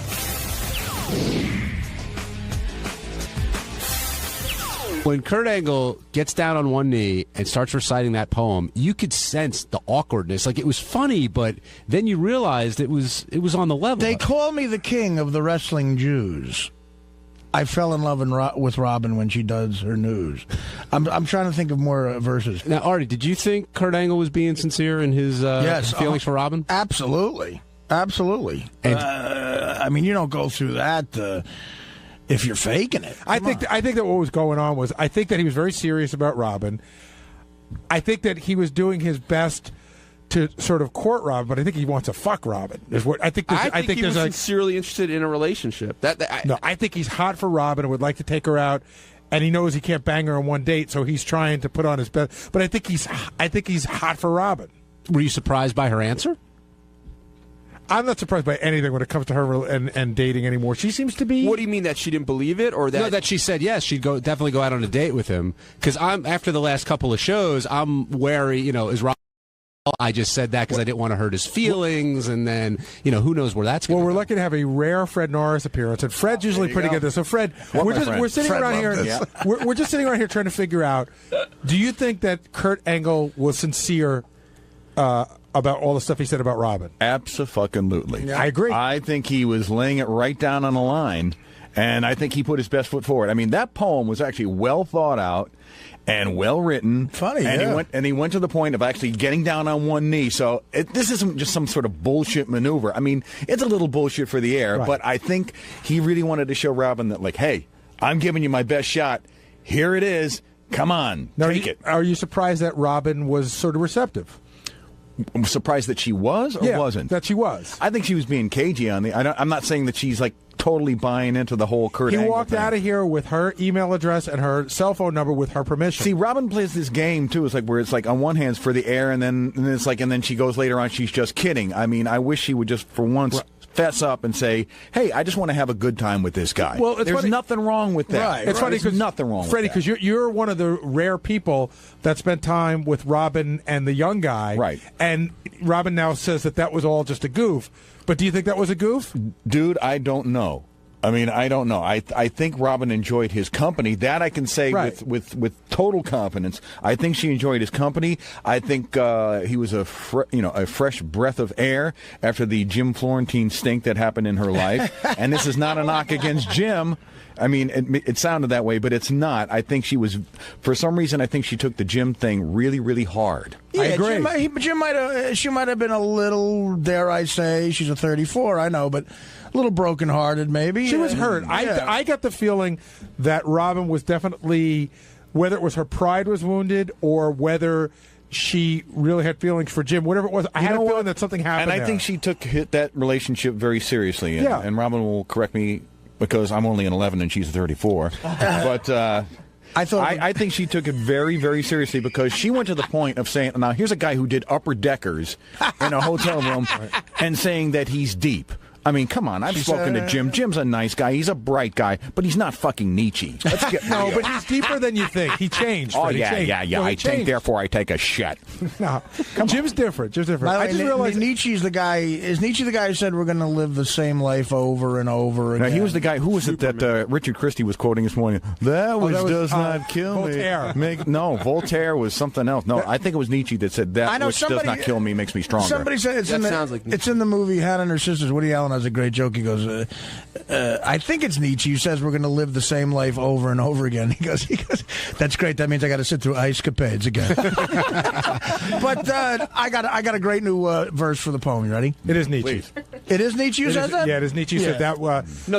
That does not kill which does not kill me makes me stronger. Oh, and not living the same life over? Did you have a theory like we're going to live the same existence over and over? I don't know. That one I got to look up. All right. Here's my new verse for the Robin poem. My love for you gets bigger and bigger. I've always wanted to date an African American. Robin Quivers. Robin Quivers. My love for you gets bigger and bigger. I always want to date Robin because that doesn't work. Quiver. Brian in D.C., you're on the wrap-up show.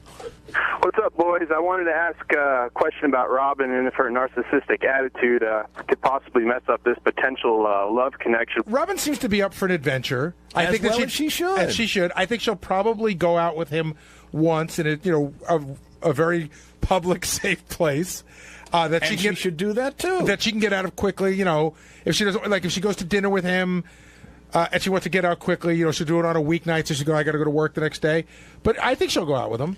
Do you guys agree with Howard when he says she put on that love voice? Like her voice sort of changed when speaking with him? I don't know about that, but I was watching on camera. The one thing that I thought was interesting, the guy's down on one knee, what you can't see on the radio, and he's looking directly at Robin. Right. It's fucking embarrassing. Right. I mean, she's trying to look interested, but not embarrassed. But here's what he did that was right. He made the poem funny, not like schmaltzy. You know what I mean? So, and it was funny. He clearly listens to the show, and those were great references. And he's a bright guy. Yeah. So. And I tell you one thing, if it ever went further than just like a simple dalliance at dinner, he certainly is up to the physical challenge. Oh, yeah, absolutely. I mean, the guy was in the Olympics. He's a wrestler. He's in great shape. He can get her down. Yeah, he can do a SmackDown. That is if Robin would let him. Now, not to get too far ahead with this, but let's say they hit it off. What happens with the show? I know what happened. John and I would actually. I'm praying for one thing. As I was walking down the hall, I was praying that Robin would actually date him, and I'll tell you why. Steve Langford. Oh, yeah. Well. There will be a cage match, and Langford will be a dead man. we were joking around, John and I, as soon as we went to commercial. We're like, if Robin dates him, how long will it be till we hear on a Monday? I was in Toledo this weekend at WWE. Do you know that wrestling is real? You can really get hurt. Right. Kurt is so deep.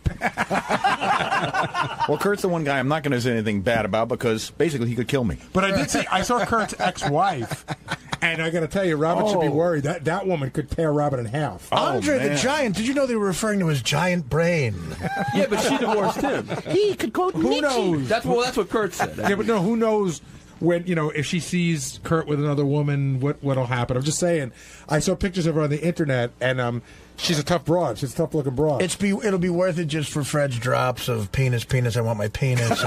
4 inches is enough. Angle, I want my angle. Oh, it was so fucking great. Yeah, Fred, you didn't hold back when it came to those drops today. They were one after another. Well, according to Robin, I'm not a very good friend, but I'm just trying to just take it all in stride and have a little good nature. Can you do a Kurt Angle impression? I could probably work on one. I have to hear him a little bit more. I'll work on it a little bit Fred more. will get it. Yeah. I can imagine the conversation. So I had her in the position of, where her legs behind her ears, and she was like doing the doorknob. What did you get her in? I don't have this impression yet. Jim in Pittsburgh, you're on the wrap-up show. Yeah, hello. I'm calling. We know she's gone out with, Nick Manning, the dropping loads guy, and at least seen him on some kind of, whether it be. Well, I don't think they were ever a couple. Nothing happened. He showed up to dinner one night, Right. but she thinks, with a bunch of other people. But she will tell you that there's more to Nick than just dropping loads. Although Ralph brings up an interesting point. Was it on the wrap-up show yesterday where Robin will say she had a good time at the thing and then later on say that she didn't? So I really wonder if she really did have a good time with Nick Manning.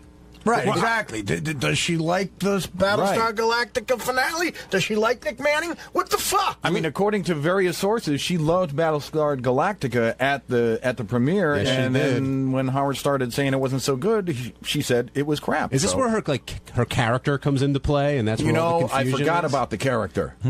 Could that Damn, Jim, go ahead. That's why you're the host of this show. Well, that's all. I was just saying, if she opened that window to Nick Manning, you think that she would give that to Kurt Angle, at least see, give him a shot, I would say. Yeah, well, maybe. I don't know. I was discussing opera with Vince McMahon the other day. The only... I like La Traviata, yeah. The only thing holding her back seems to be is, like, she's worried that he's just, this is just like a bit. No, it's not. Again, I think I'm that's saying what she's Robin. worried. My gut was he was 100% sincere. But do you think she used that as a defense mechanism rather than actually dealing with it by saying, oh, he was just doing a bit, that she doesn't really have to deal with any feelings he might have for her? Any other thoughts on Benji's gut, by the way?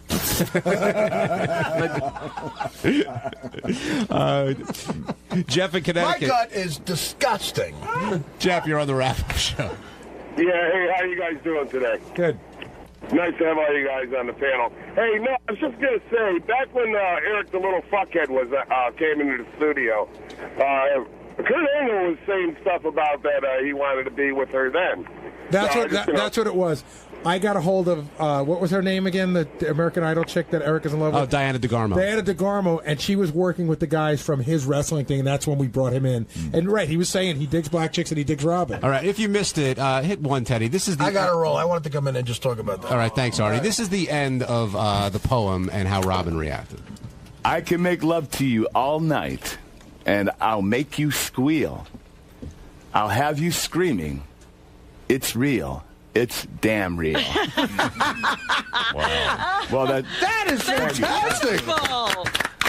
And the real damn real is my wrestling phrase. That's what I say. Look, I don't want to lose the momentum, but Robin, what do you say to this, and what do you say to a man who just got on his knees? I am very impressed. Now, would you go out with Kurt Angle if he asked you? He hasn't asked. No, I'm asking. What do you want a guy to do? He's a good-looking millionaire who wrote you a poem. What do you want? I mean, are you prepared to be a stepmother to his children? Sure. You are.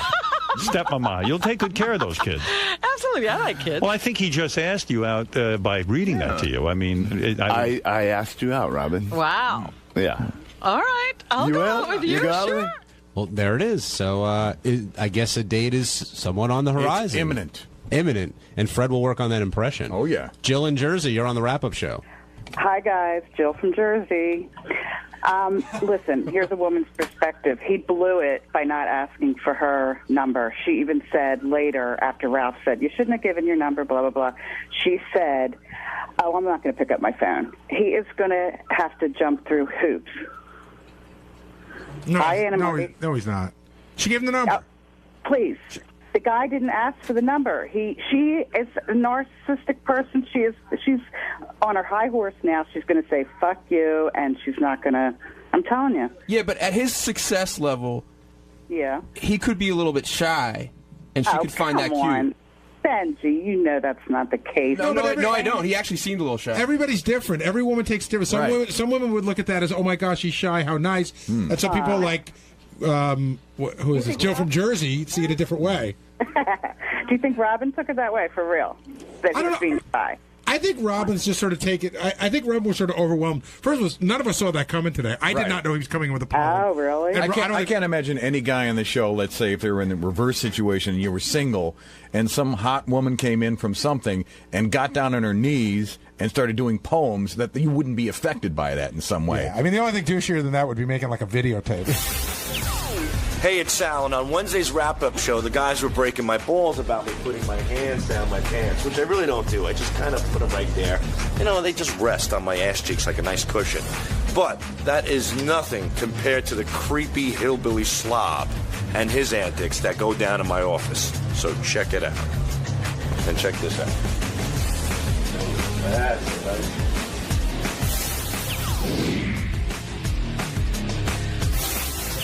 Richard, you pissed your pants and didn't do anything about it for 2 days? Yeah. Well, I'm still wearing those pants, but... Did you wash them? You haven't cleaned them? No. I mean... How do you not... Seriously, why not? Why don't you have, like, rashes and just all sorts of skin irritations from, like... Because you don't wash stuff, and you would think that you would get, like... I think my body's used to it. Yeah. You know, when I was living in Florida, I'd go 2 or 3 weeks without a shower. And How could you... In that fucking storage... And I'd sweat every day playing drums. Richard lived in a storage facility where he'd play the drums. It was like 90 degrees, and then you wouldn't shower for 2 or 3 weeks? Mm-mm. Somehow, I'd get once in a while. I'd get chafed in my butt crack. But did you smell yourself? I would just put on tons of deodorant and cologne. That's why I love cologne so much. I got used to it. Yeah, but Richard, you know, I mean, I don't mean to sound patronizing, but you know better now. Like, you know, you're living with your girl. You've been here for a while. Why? You know, why keep doing it? Well, I'm better than I used to be. I mean, I don't go 2 or 3 weeks now without a shower, but you know what? It's not like I stood there and laughed at Sal and just let go a gallon of urine into my pants.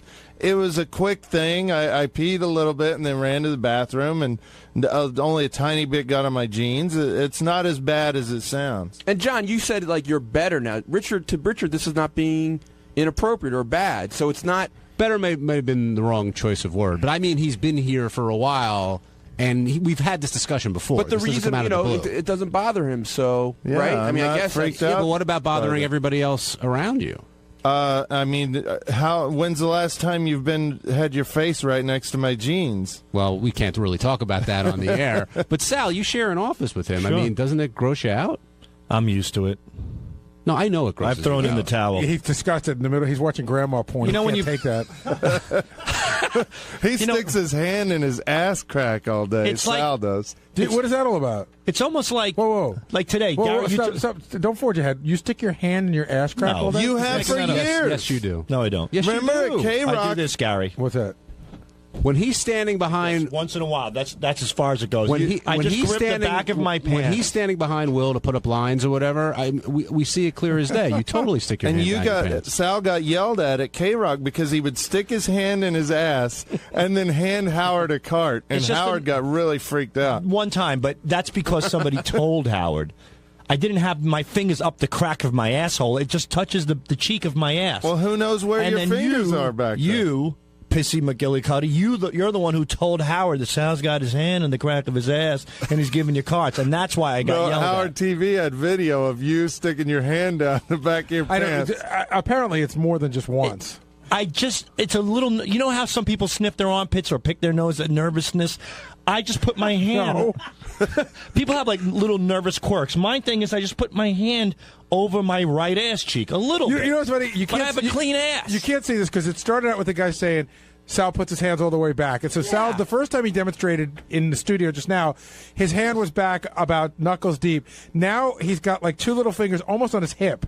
Like you keep using less fingers, it keeps like moving this. further away from your ass. It's natural. Here it is. You got to get on the mic, Sal. Yeah, no, that's about right. Yeah, I'm not going near Yeah, I would rather not be involved with that. Well, he digs deep, and then after he gives Will, after he gives Will the note, he walks away and he taps him on the shoulder. He goes, "Thanks, pal." Oh, I'll And rub Will your has- face. And Will has no idea. At least I have an idea of what's coming.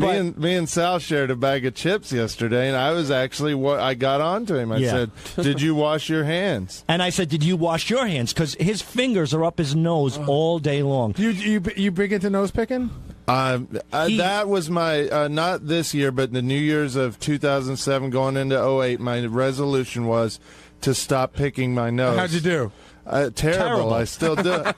All day long, Gary, every time I lean over, his finger, it's like stuck up there. It's like crazy glued up to in his nostril. He doesn't even realize it's there. It got so bad that he made a doctor's appointment because he's been peeling away the lining of his nostril. I get bloody noses. Yeah, that's from it. bad. First of all, have you ever used a nose hair trimmer? I do. Because that would yeah. if there wasn't so much hair up there to collect all the shit. But that's not the reason I do it. Or if you shower, you can empty out in the morning. Right. Well, the reason I do it, I don't know what I have, but I have a thing where I feel like I always have to touch my face. And I always touch my nose, and my finger ends up like sneaking up into my nose. Just touch some soap and water. I mean, he's always in there digging, and then he's got the audacity to ask me if I wash my hands while I'm eating potato chips. We all have our little Yes, we've things. established that the two of you are gross. But I'm wanna not. talk I'm not about- in the same category as him. I'm clean. Yes, you are. I wash my hands all day long. Okay, keep telling yourself. Smell my that. hands right now. No, get away. Smell them. Get away. Get away. Gary, please smell my hands. No. You'll smell. I guarantee you, if we blindfold John and he smells your hand and my hand, he'll smell soap on my hand. I have no interest in smelling either. I'm just of your telling you hands. how clean I am. Okay, well, thank you for telling me. I'm cleaner than you. Can we move over? I've never seen you wash your hands. On Thursday's wrap-up show, Howard TV director Scott DePace stopped by to continue the debate on who's smart and how smart he is. And after a little bit of conversation, Scott said that he's smarter than basically everyone in the studio and pinpointed Artie Lange as the least intelligent in the studio. And that led to a lot of debate about who's smart and who isn't. And no one's smarter than Scott DePace. Here's how it went.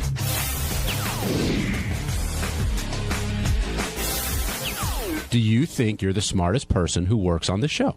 Who works on the whole show? No, I never claimed that. Who's smarter? I think John probably is smarter than You're I. saying that because I'm hosting the show. No, that's not true. I don't think Gary's a co-host. I think I'm smarter than Gary. You think you're smarter than Fred? Yeah, I mean, who knows? Maybe smarter than Robin. I think in an IQ test we'd be pretty comparable. Robin? Smarter than Robin, yes. Howard? Yes. Benji? Benji, maybe not. I don't know. So you It's think hard to tell. Benji's smarter than Howard? Yeah, Because Howard could be. was a definitive. You're smarter than him. Artie?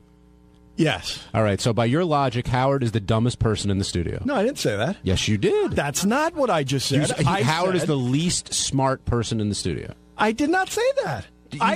You compared one person to one person. Am I smarter than Artie? Yes. Am I smarter than Howard? Yes. I never compared Howard to Artie. See, I'm smart enough to realize that, and you don't. Okay, you said you were smarter than Fred. You said you were smarter than Robin. Well, I said you said you were probably smarter than Fred. Howard. I am smarter than Robin. You Go said ahead. definitely Howard. Yeah. Okay. You said Benji was almost as smart as you when you went in there this morning. No, I said Benji might be smarter than I am. And that leaves Artie, and you said, okay, so who do you think is the least intelligent person in the studio? Least intelligent. Maybe Artie. Artie. Yeah. Okay. Gary? But I don't think anyone in that room is not intelligent. Just not I as just intelligent think that as when you. I go in there and they're going to start throwing sticks at me, I certainly am confident in my intelligence. So, and I would be, willing to take a test. I don't know What kind of test? how you prove it, but an IQ Is it an test? IQ test or is it Sure. a different kind of test? Yeah, an IQ. Now, if you ask who's funnier, they're certainly funnier. Who's a better communicator? They're certainly better communicator. Not asking that. Well, okay, fine. Okay. Artie Lange, you're on the wrap-up show.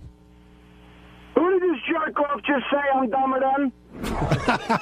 I asked Scott who he thinks is he said he's more intelligent than everyone in the studio, and I asked him who he thought the least intelligent was, and he said you were.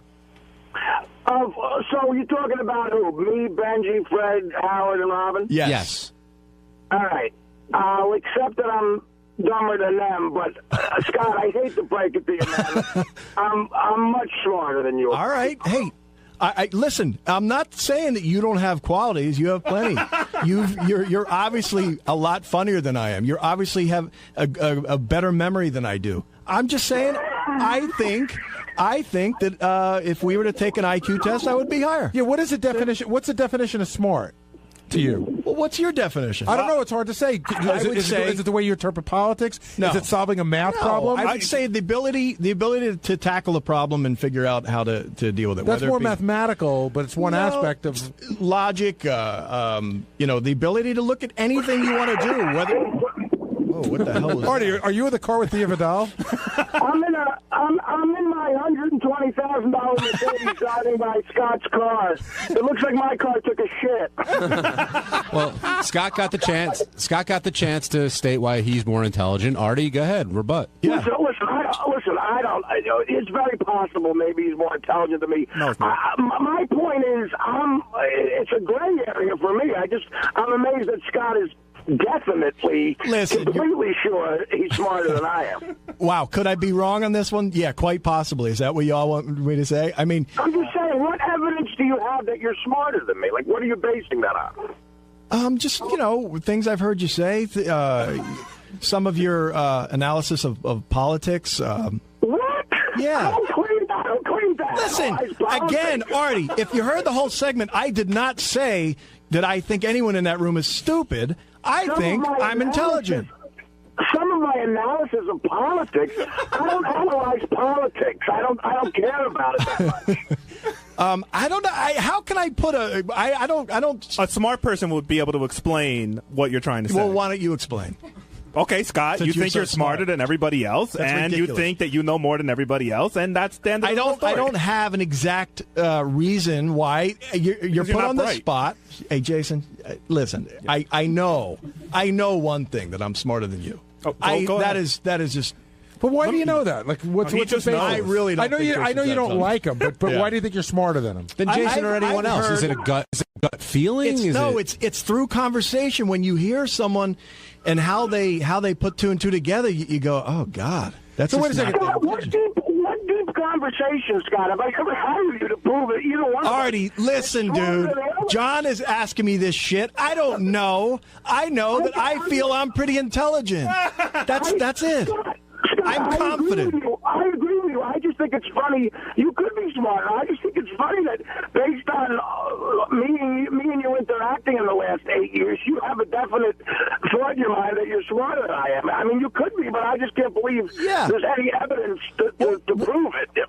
He doesn't need evidence. What was I supposed to say? I don't know. But Scott, on my end, I will say that just to defend myself, there are times where Scott will try to joke with me, like bust my chops and attempt to outwit me. And I must say that he's probably 0 for 68. And I agree. You are very funny. But why don't you open up a computer? Open up a computer and try to get it to work. Can you do that? If I paid attention to it for 20 seconds, I would. Also, give me 2 weeks on the golf course. I'll be a better golfer. How about let's put a stereo in front of you, see if you can hook it up. Yeah, but the difference is if Artie sat down with the computer for 5 minutes, he'd figure it out. You can spend your entire life trying to be funny, and it's never going to happen. Scott, I figured out. Look, I wouldn't agree. I wouldn't disagree about the funny part. I don't claim to be a funny guy. Don't you I think know where my having a strengths sense are. of humor is a sign of high intelligence? Oh, Scott, I'm asking a question. No, Okay. I don't. But So you don't. It's not, Scott. It's not just outwitting you. It's like Montecore playing with Siegfried and Roy. So you don't think there's any intelligence behind clever wit? Somewhat, sure, absolutely, but it's not God, is Artie some? He's fine. I don't know. Fuck, I don't know. See, I don't know what I said. I don't know. I love watching his head drop. Scott, I'm not claiming to be like some smart guy. I'm actually pretty much just busting your balls because you opened up this entire thing by saying No, I didn't. No, I didn't. People on the show called me stupid, and I said, "Listen, I'll go up against any of you. I am very confident." I didn't call you stupid. Well, maybe you didn't, but others did. No, I did. And John asked the question. I said that people say he's stupid behind his back. Not me. It's mostly Jason and Will. Well, I asked the question, but you get and Will too, huh? I asked Scott. I asked the question. That was a joke. Will didn't. right. No, but, It's all right. but I'll Scott, take it that up really with was him a later. joke. I'll take it up with him later. No, that really was a joke. Don't Go give ahead. Will It's not a a hard joke. time. Don't worry about it. Scott, I asked the question, but you gave the answer. Again, John, like you just said to me in the commercial break, of course you wanted an answer. If I have to tell you, would I put $10,000 on it that I'm smarter than Artie? Probably not. I'm telling you what I think. I don't know that this is... Yeah, then let's go. Let's. Because I'm smart enough to make that kind of money. I can afford it. All right, let's get another opinion on this. Ralph Sorella, you're on the wrap-up show.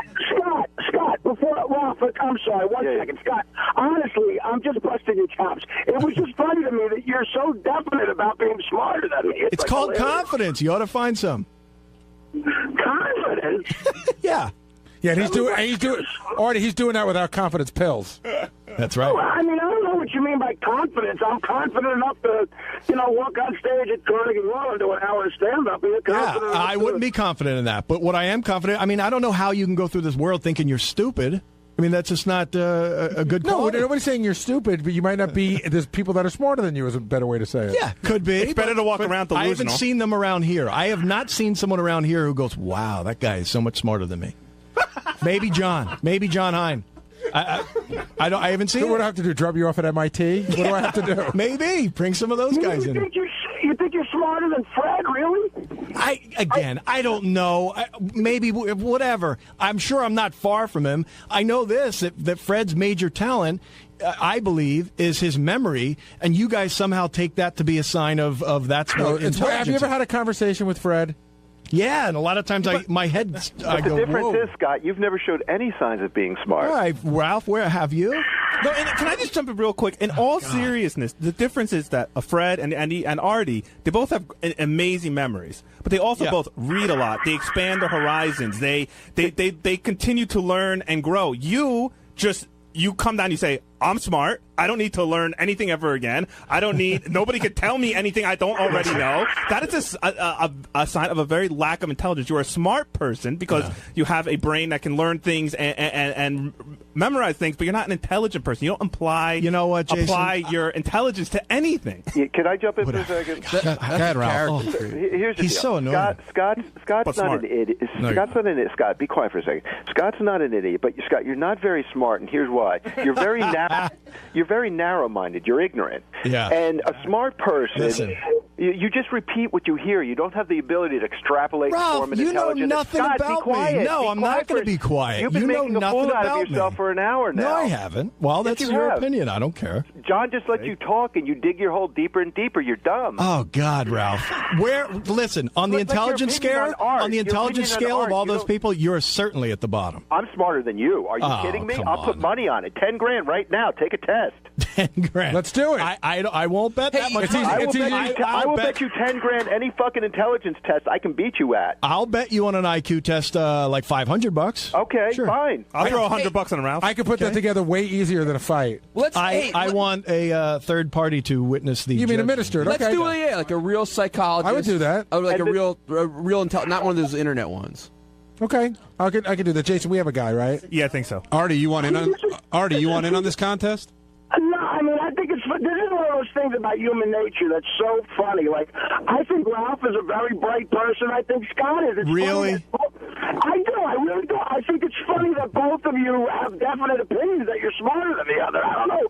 Like, I just don't know what you'd base that on. I think you're both smart guys. I base it on conversations I've had with Ralph where he calls me up asking me technical questions and I'm going, God, anyone should know. Scott, but that's just your area of expertise. Yeah. You don't know anything about things that Ralph knows about. Star Trek. Scott, what year did you graduate high school? You can't even say Trek. You're so dumb. Yeah.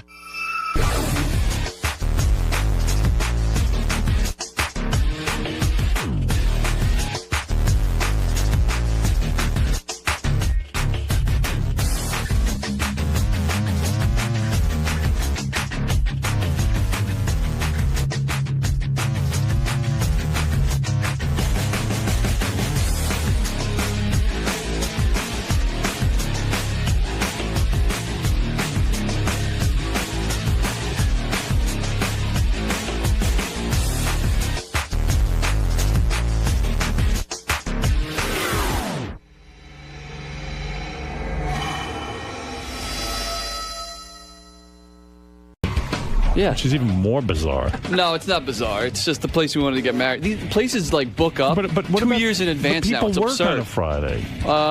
Yeah, but people around here don't. So they have to get there. But what about the rest of your guests? They don't work? I don't know. I guess they're taking the day off. That is hard. What do you want me to say? You're going to get married on a Friday, Yeah. 3 hours from Manhattan. Mm-hmm. And the people, your loved ones, forget us. Yeah. Your loved They're ones. willing to make that sacrifice. It's not a sacrifice. Some people can't get off from work, genius. So I guess they can't come. So far, it hasn't You been mean an in issue. Saratoga? That's the only place that's available? You have to get married there? Talk in to all my of girl, fucking dude. New York? And It's not me. Your girlfriend really wanted to go there? Is she from there? Well, she's like from even further upstate, so it was kind of a It middle was ground. a middle ground. Yeah. Someone told me you're dyeing your sideburns now? Yeah. What's going on with that? You have gray hair? No, I don't have gray hair. Why I just are you couldn't grow done? very good sideburns, so I said, I tried putting some. I took the Ronnie approach. It's not You that get good married for the on a Friday. Yeah. What time? like 6:30, 6 o'clock. All right, so 6 o'clock. So let's say a guy's got a 9 to 5 job. How the Right. hell's he going to get there? He'll have to take a half day. Have to take a half. Like people can just They decide don't have to do anything. They don't have to No, but come. people I don't who- really care, to be honest with you. That's nice. If you don't care, then why is anyone going? I don't know. Good question. You wouldn't go if it was you. Probably not. I got to say, have I sent you a gift yet? No. All right, I'll send it to you. That's all right. What do you want? How much? I don't know. What do I have to send? What would be good? What'd you give Bubba? I'll give you the same then. That was heavy cash donation. No, you don't have to do that. I'll Whatever. give it to you. It's all good. I know what I'm going to I'll give you 1,500. You happy with that? That's fine. All right. That's more than That's generous. unbelievable. Fuck off my back. Yes, sir. I know what I'm going to give Will, and I like Will a lot. I think I'm going to give him at least the same I gave him. What are you going to give Robin? Probably in the ballpark. Yeah. You don't have to sweet. go. I like Will. No one expects you to Thank go as you. high as me, so you can always get about I'm going to 500 do cheaper. more. Do more than you. You can. I Yeah, don't try care. and one beat up you each other. this time. That's Yeah. perfect. Now I'm giving more than Robin. I'm trying to help you out, Will. Thank you. I appreciate I wish that. I had my checkbook here. I just write it right now. Start a competition. Did you send me a card or something? I got your invite on Yeah. my desk. You haven't responded yet. Yeah, forgive me, and that's wrong, and I will do it. Yeah, Just kidding. I have to respond. I'm bad Gary, with that, write me a though. note to send Will a check. Okay. And then make sure I give Jason the same thing. Do I have to give Jason Can the you same give me thing? more, please? Why? It'd just be funny. It No, would kill Jason. When is Jason getting married? November. Oh, all right. He hasn't given out his. No, not yet. He's not quite there yet. Did he send save the date cards? Did you hear about Jason? No. He said this is okay to talk about it. What? He took out a $15,000 loan to pay for his wedding. An asshole. What? So he's starting out in the hole, man. You can't do that So shit. dumb. It's like, wow. Why do people do that? I don't. Have I a said, cheaper dude, wedding. Yeah. Exactly. Who cares how fancy the wedding is? Don't even have a wedding. That's if you what I gotta, said. If you got to take out a loan for a wedding, And don't the have a interest wedding. rate is ridiculous. Can I say something? It's a loan shark. That's almost. $15,000 he could put toward a down payment on a house. Howard, guess what the interest rate is on that loan? Wow. I'm going to say 18? 18%. You're right. You're at 17 and change. Right. My God. That's foolish, young man. I know a Shylock down the port give you less. Holy I know. I plan to pay it all back. Why with don't you guys have a double wedding? That way it would cost less. Will That doesn't would want be anything to do cool. with me. That would be cool. No, I mean, listen, I had to come up with money somehow. It's What is my it, doesn't fault. the girl's parents pay for the wedding? No. He's paying. Everyone's chipping in, but no. Her The girl's father's a great parents- guy, but What does he do for a living? he's retired now. What did he do? He worked at IBM but not like. He probably made a good living. No, he was like he worked in the factory. Great guy, but Stock he's not exactly options? loaded. No stock options? You know what? He could come up with the money. Oh, great! I could. talked to him. The money we got from him is very generous, but that was pulling teeth. How so, much did he give you? 15. He gave you 15 grand, so why can't you have a wedding on that? How much is your wedding going to cost? Oh, you don't even want to fucking know. What do you don't even want to Can I know. say Yes, something? we do. Can I say something? I want to give you the best advice you ever got. Don't have a wedding. It's out of my hand, dude. If this was up to me, Don't get It married. is there'd up be to no you. wedding. If you're taking out a loan, then it's up to you. Well, it's either take out a loan or go to jail. Like, I mean, this wedding was planned around me, and dude. I tried to keep stuff down. Dude. There's no shrimp at the wedding. Can I say something? What? Don't do this. But already, It's done. Start out a marriage in the hole that way. $15,000. I'm hoping The money I get, it's gifts. We'll pay that off, and then I won't be in the hole anymore. And then you'll have no money to start. Then your marriage. Listen, I said at the onset of all this, I'm like, let's take all the money everyone's offering us, the 15 from her dad, whatever. I go, and let's go buy a house. This was my plan. That's what you and we get married in City Hall. And you know what? I was laughed out of the room. No one takes me seriously. And why are you marrying a woman who doesn't take you seriously? She takes me seriously, but this wedding thing. You said no one takes me seriously. No one took me seriously when it came to the wedding. Everyone thinks I'm an asshole for not wanting to have a big wedding. Where's you going to find someone to take Who's everyone? serious? Give me the names. Your mother? How much did your mother chip in? 15. She chipped in 15. So now you got $30,000, and that's not enough for this wedding. You got more than that. That covers the catering and all. Yeah. Really? What are you guys? Where are you getting married? It's nothing. We're getting married in Hackensack or Hackettstown. I mean, it's not like we're going anywhere fucking fancy or doing anything it's pretty ultra fancy. You're talking about $45,000 now. Well, you're paying close to that. No, I'm not. Not even close to that. Well, mine's not 3 hours away. Can I tell you something? With traffic, it is. That's a real dumb thing you're doing. But to this start is the out way they're making decisions already. He gets ignored. Well, no, it's just... Get ready, sweetie. Did you get bamboozled into doing this? No, not bamboozled, but things start slow. I said, let's have a small wedding. Is and such a waste of time. It really is. You're preaching to the choir over here, man. I don't want a big wedding. You know what? I've been through a wedding. Yeah. I don't even remember it. It's a fucking way. I didn't want video. I didn't want photography. Right. Yeah, bring a digital. I have a camera. I'm a photographer. I can bring a camera and take pictures. Right. But everyone's fucking insane. Everyone tells me there's a certain way you have to do something, And why a certain way can't you you have be to a be. man and grow up for once and say, listen, this is the way you should talk to your mother when she starts giving you horse shit. Say, listen, I love you all. You're nice people and your heart's in the right place. But let me explain to you my life the way I want to live it. Like you but you know what, Howard? And then you say... That's such bullshit and then because... you say, no, it's not. Yeah, it is and bullshit, then you say, man. You do stuff for Beth. What, you dreamed of having Mark Consuelos marry you and have two different weddings? We think it's hysterical together. But wait come on, man. We do. I'm not doing something. If I didn't like Mark Consuelos, I wouldn't do it. You like him, but you got talked into it. No, Come I didn't. on. Not at all. All right. Honestly, I'm telling you the truth. All right. You I wanted didn't get talked into anything. And let me tell you something. What? I can afford to have my friends for dinner. Right. Sure. You're at a different point in life. Tell me about it. When I got married the first time. Like that. When I'm going to tell you a story in a minute. All right. When I got married the first time, I didn't pay a dime, and I'll tell you, I didn't have a dime. I made less money than you. I mean, what you make is a fortune compared to what I had when I got married. Yeah, but it's a different time. It's a different time. No, and you were younger when you got married. That's right. Yeah. I got married. I didn't have any debt from my marriage. If I would have been 1 penny in debt, I wouldn't have gotten married at a big wedding. I guess my father-in-law paid for it. He even paid for the hotel that we stayed in. I had no money. Right. Well, And you don't live above your means. You're 100% right, and I got to take blame for this because, of course, a year ago, you start Who planning. were the people that told No, you? I'm not going to blame other people. You know why? Because whatever you're right, and you know what? It doesn't matter what other people say. My mother and father, without getting into too many details, as recently as a couple of weeks ago, called up to say something about my wedding. And I did a very loving thing. I sat them down, and I said to them, here are my thoughts on my wedding. And I'm going to include you in my thoughts so you understand how my life is going and what's going on. And I explained it to them. And afterwards, they said, thank you for explaining it to us.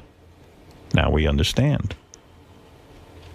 That's a loving way to do it. Now, Yeah, but at you're Jason's age, you were being railroaded by your mother. No. Yes. Let me tell you something. I remember you ripping an earring out of your ear. Yeah, I mean, listen to me. You're in a different place in life, Because you were man. going to go see your mother. I would never live in debt in something my mother wanted me to do. If my mother said to me, it would be a good idea for you to be $15,000 in debt and pay 18% interest, I would not go along with it. But she didn't tell me to take out the loan. It's my fault. It's not being insensitive, by the way. No, I You're know. not being insensitive. I don't think it's being insensitive. How come you can't have a nice wedding on $30,000? Excuse me. He shouldn't even have a wedding.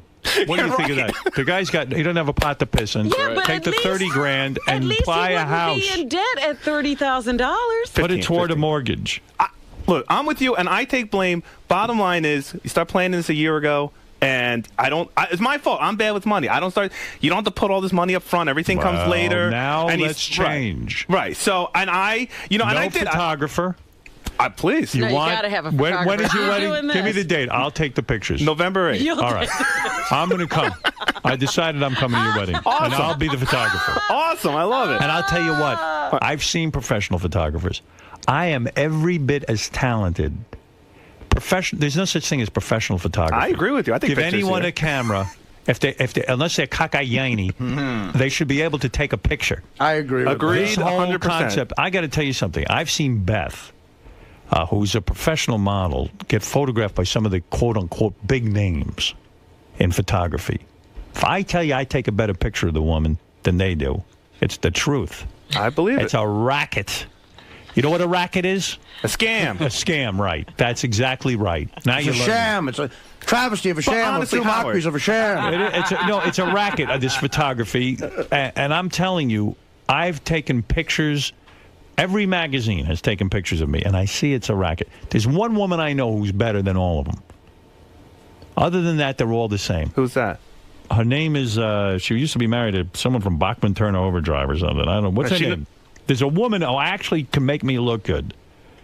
But it's Ralph? rare. It's a rare. No, shut up. I'm giving you advice. Don't you want to make sure? All right, I'm done. Goodbye. Goodbye. I don't want to be the photographer. No. All I right, mean, forget it, but Ralph. All right, you Listen, done? you know what? All right, go have a wedding and be $15,000. You know what, Howard? You're right. You're giving away. I had enough. To me, it's like the other night when. No. I'm done, Artie. Please stop. I just All right, wanna- Chase. it's not about the wedding. Got a loan for $1,500. He's being I'd have dopey. said that was okay. Sorry, dude. No, I'm trying to have a real conversation with you. I'm concerned about you, and then you go, "Who's it, Ralph? Who's it?" I'm trying to be real with you. I'm gonna help you.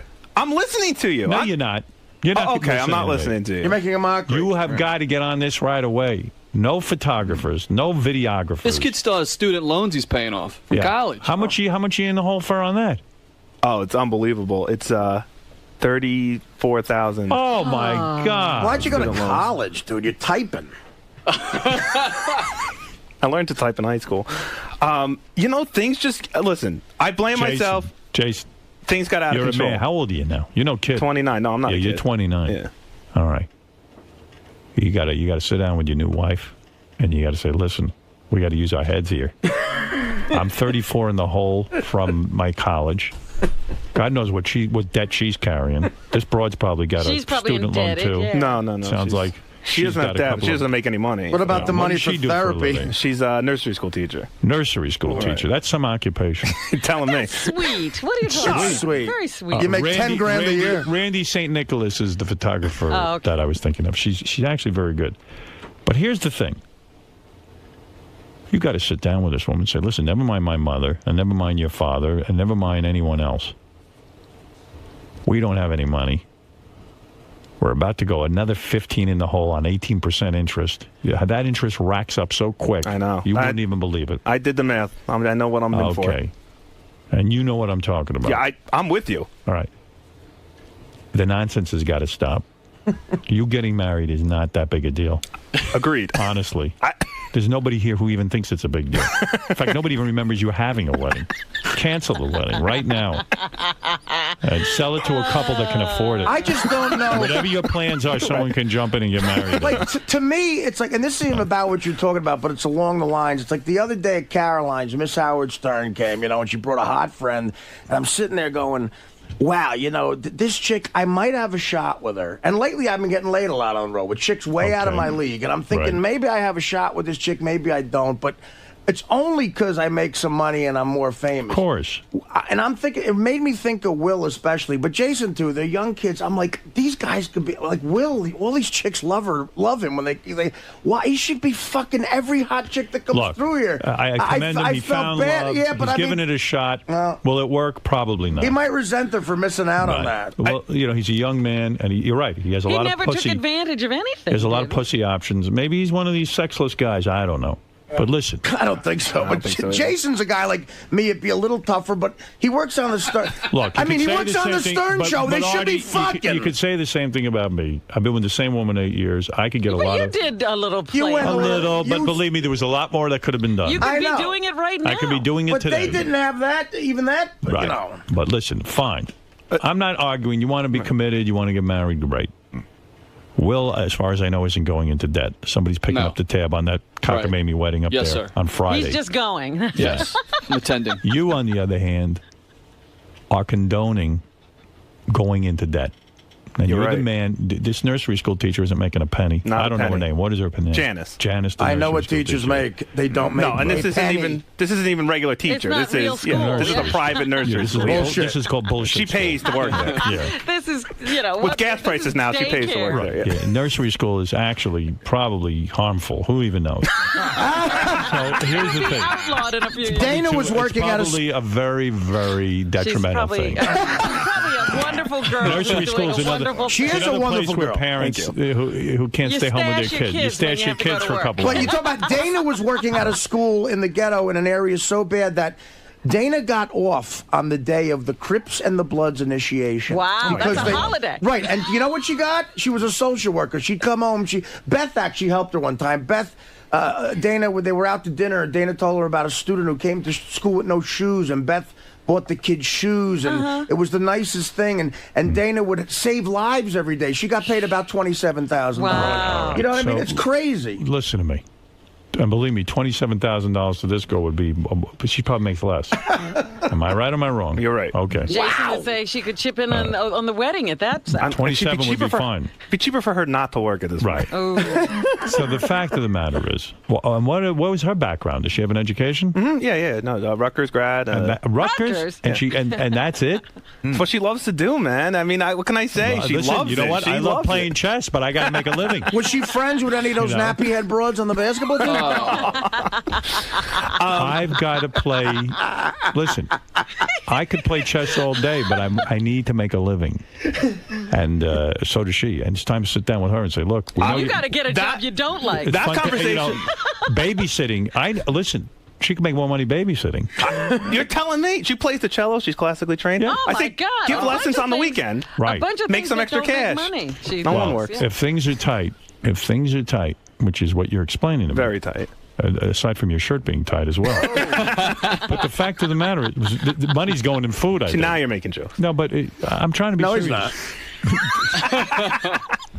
not. God, I wish I could smoke. Can you cancel parts of the wedding now? Parts of it? No, it's well, the only thing I can do. What are you going to cancel parts? The only thing now that's flexible to do is to scale back on the flowers, the food, and the cake. Well, yeah. Okay, let's take those one at a time. Okay. Flowers. I shouldn't see a flower. Zero, right? Right, zero. Now, what else could you scale back on? The food. We didn't go over the menu yet, so we could scale back on the food. And what about the bar? Give everyone a bag of cookies. Dude, his mom is going to flip her shit. There's flip no her way. shit and let her fucking pony up. And what She's not in debt. Stuff? I don't know, the cake. Cake? Cake. Yeah, the cake. Go Carvel. You want to know the best dessert there is? Ice cream.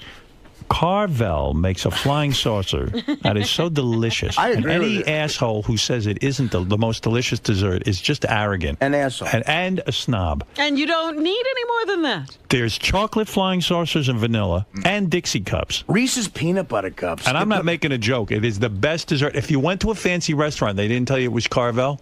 You wouldn't know. I swear to God, you would think, "Oh my God, the chef here is unbelievable." Peanut M&Ms. Put peanut M&Ms in the refrigerator for about an hour. Italian ices. Can I tell you about the biggest money waster that I am? I'm fighting against. And I'm going to say it right now, and I'm going to say it off the air because I'm fighting against this money because $15,000 on an 18%. We are now playing. That's over $2,000 a month in interest only. When does the loan start? Could have gone toward $2,000 a month toward a mortgage. Yeah, this guy could own a piece of property. When did you take the loan out? Is the loan outstanding now? No, 2 weeks ago. Jason, 2 weeks ago. Get your life in order. You're right. This is insane. We're spending money to come up with little itty bitty favors to put on everyone's plate. At the table. I'm going to do you a favor. I want to just kill you want somebody. A favor? You want a favor? Here's a favor. Wedding off. There's the best favor you could ever have. Go to Vegas on a lake. I do have one suggestion. Go ahead. Is your girlfriend attractive? Yes. Internet porn. Oh, stop it. Now, you see, that's a joke. That's not a joke. Oh, it's like, it's more money than she's going to make. Bottom line is, Howard is right. I have to take. There's no one else but me who has to take control of the situation, take control of the money being spent, and say enough's enough. The buck stops There is here. no way There's nothing else to say about There's no it. way you should be taking out a $15,000 loan. Right. Well, but you're powerless. I hear you with your mom. I'm the same way. You're powerless. These broads, they gang up. And they're Are you evil. having an open bar? They're different Yes. from us. You have to, dude. I'm not going to throw. I'd rather have nothing else but the open bar. You can't invite All right, people out listen and to not me. have free drinks. Let me tell you something. What? You don't have the money for this. You know what? I'm going to tell you something But I about cut how out people everything live. before I'm the going to tell you bar. in America why there's trouble. There are people who buy homes, they don't have the money. Right. And then they whine because, oh my God, I don't have the money. And then the banks are all freaking out. Everyone is fucking freaking out. Yeah, but how do the banks approve that? They're supposed to be experts. That's another Scams. story. They're looking just to sign up anybody. They're looking for bodies. And the same with you. You can't be doing this. And you can't be taking $30,000 that your in-laws and your mother are willing to put up. And then adding to it with a loan. And that, I mean, that's just insane. $30,000 was enough. Why don't you have a small dinner party, you, your parents, and her parents, call it a day, take the $30,000, and you're going to spend $2,000 a month in interest. You're not even paying off the principal. No, it's wow. It's no, I 30 grand, 45 grand on 4 hours of your life. I have a question for Jason. How much is this wedding supposed to cost? Because I went on the internet and it says U.S. couples should spend between $14,000 and $43,000. It's going to cost about 35 when all said and done. I think 35 to 40. So between why are you taking the loan out? Just for anything extra that might come up, and whatever I don't spend from that loan is going right back to paying all the loan. And a honeymoon, you said, right? And a honeymoon, yeah. But there's a thing called a budget. Don't exceed the budget. Well, Let me tell you about honeymoon. The budget was $40,000. Honey. Honeymoon is a big mistake. You're making an error, and I'll tell you why. Go down to Keensburg. It's beautiful. Where are you going on your honeymoon? Jamaica. Listen to me. First of all, you in a bathing suit, she's going to run for the fucking hills. Secondly, do you want to have your hair beaded, honey? I gotta be honest with you. Even if you took a trip to Bahamas and you said, look, we'll have a dinner with our parents, we'll announce that we're married, we'll go down to City Hall, get married, and then we go to, okay, you want to go somewhere romantic? I get that. Okay. Right. You want to have a celebration, you got married, you're a young guy, that's okay.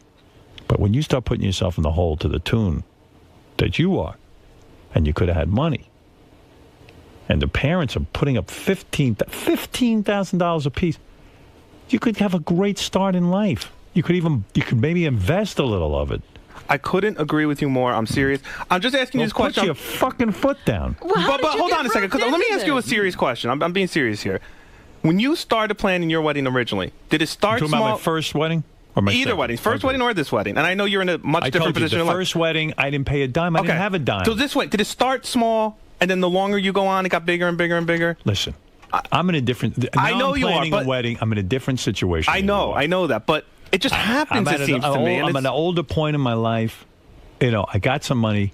I can afford to take my friends to dinner, and it's not going to affect me. I don't have to take out a loan. He's probably ruining the marriage market right now because there were planners out there who were thinking they were going to make a big killing because he's not paying much for his wedding. What is this note I've been handed? Jason hired a musician to play acoustic guitar at his wedding. No. How much did that cost? $100. $100. It's a guy I knew from New. Cut him. It's too much.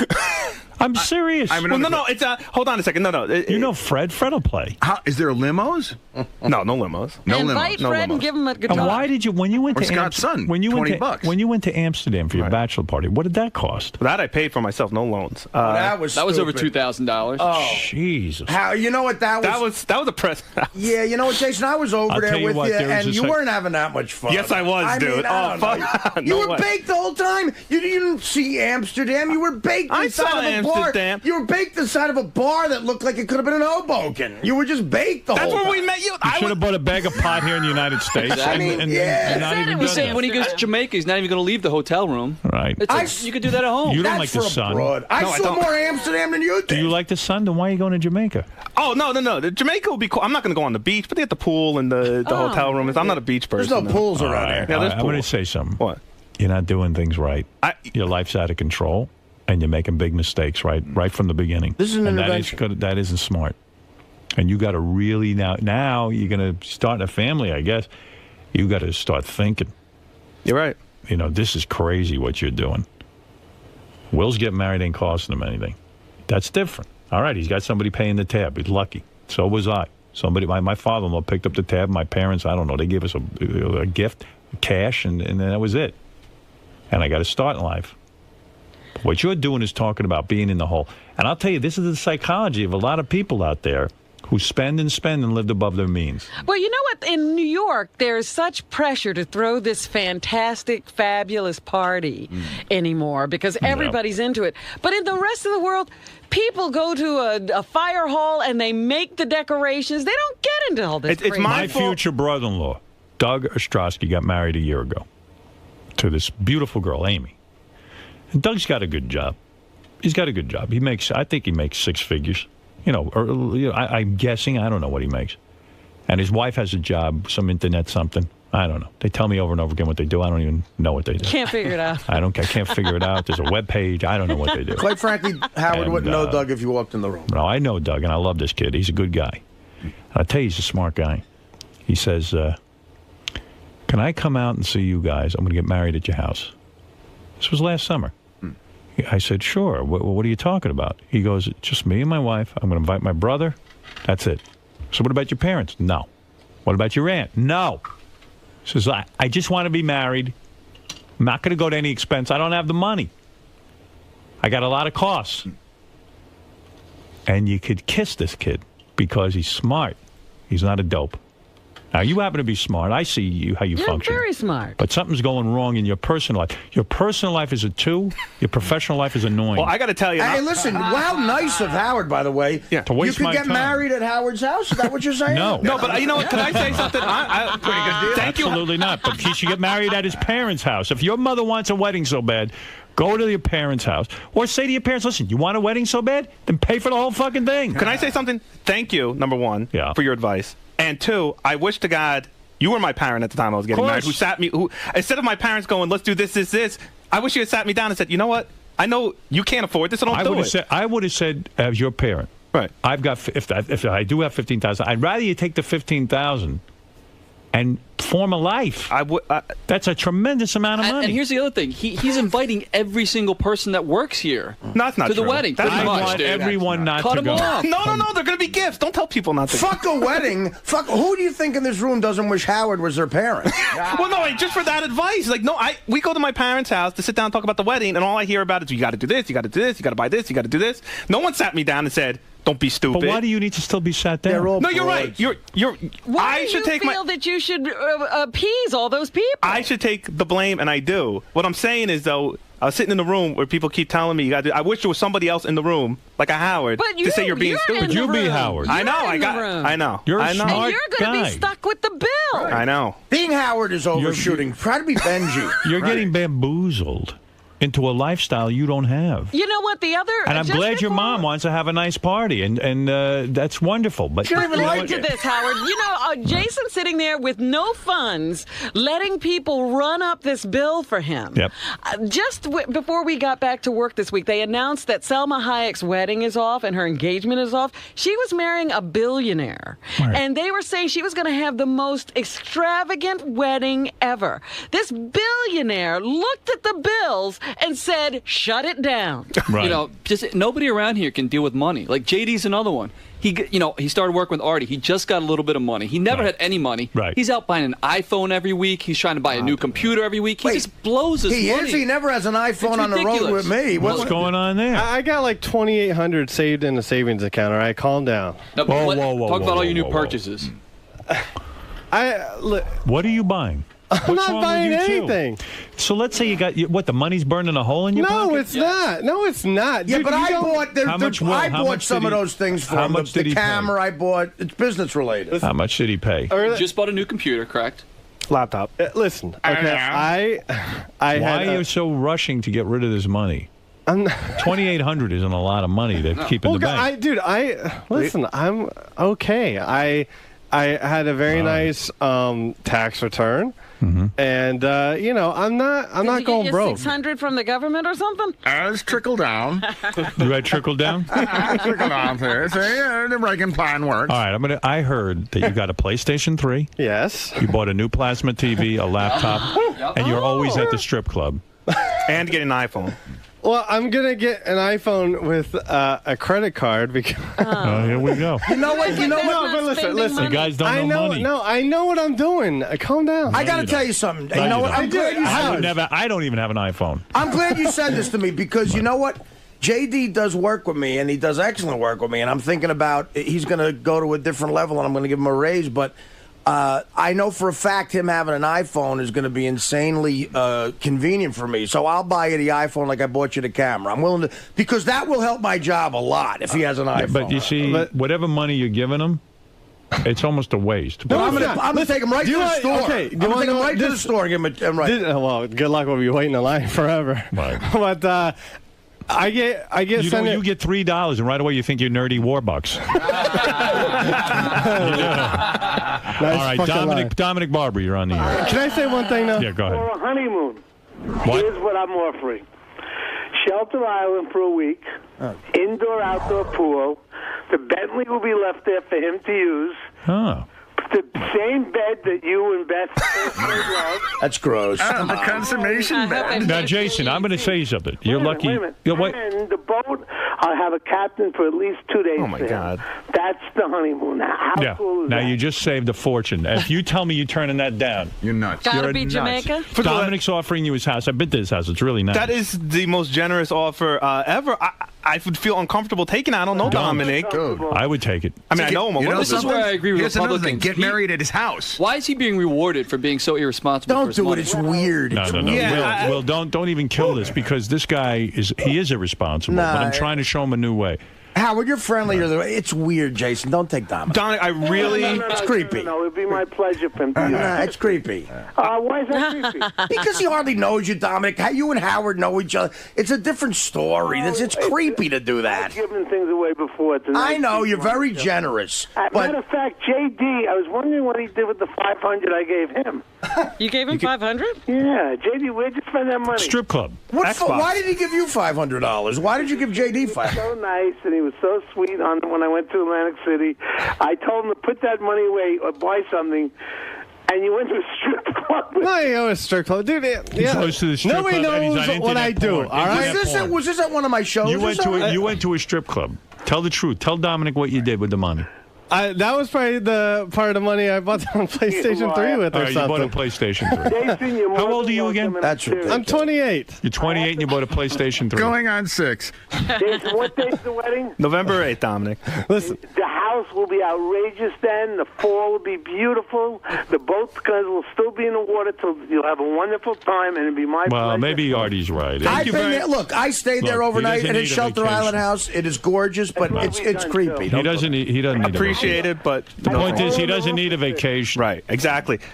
Jamie, 2 years ago, you spent your entire tax return at a strip club, right? Okay. Yeah, okay. I learned my lesson, all right? And can I say one thing? How much was that? $800. Okay. Wow. Whatever. You gave to a whore. In one night. Not a horse. No, I wish it was a whore. It's a stripper. Why didn't you give $800 to a whore? At least you would have gotten laid. Because I was stupid. I got him laid I for wasn't in free. the right scent or what is it? Right side of mind then. I sound like Sal. Exactly right. No, you sound like you, unfortunately. I wasn't in the right mindset. I'm going to go to work. Thanks, Dom. Again, what are you going to Thank say? you, You keep saying something. All right, listen to me.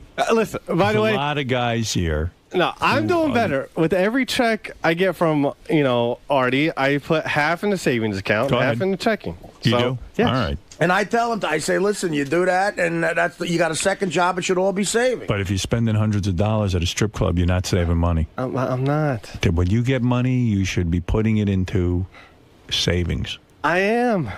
Because let me tell you, my friend, the day will come I where you're know. going to need a couple extra bucks. You're not going to have it. And you're going to say, wow, there's some stripper walking around. She's retired. Yeah, you don't want that. Oh, No. right, that's She's horrible. in the Bahamas. She's in the Bahamas while you're you understand?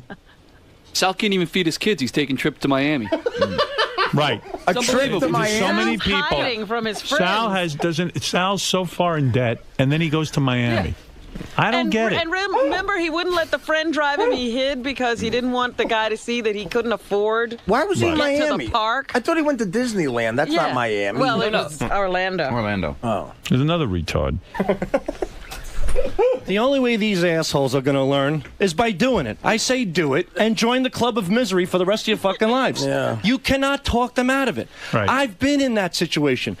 Before I got married, I had all my buddies. Everybody was married. Don't do it. Don't do it. Don't do it. Don't do it. It's going to cost you a fortune. You're just going to throw in the towel.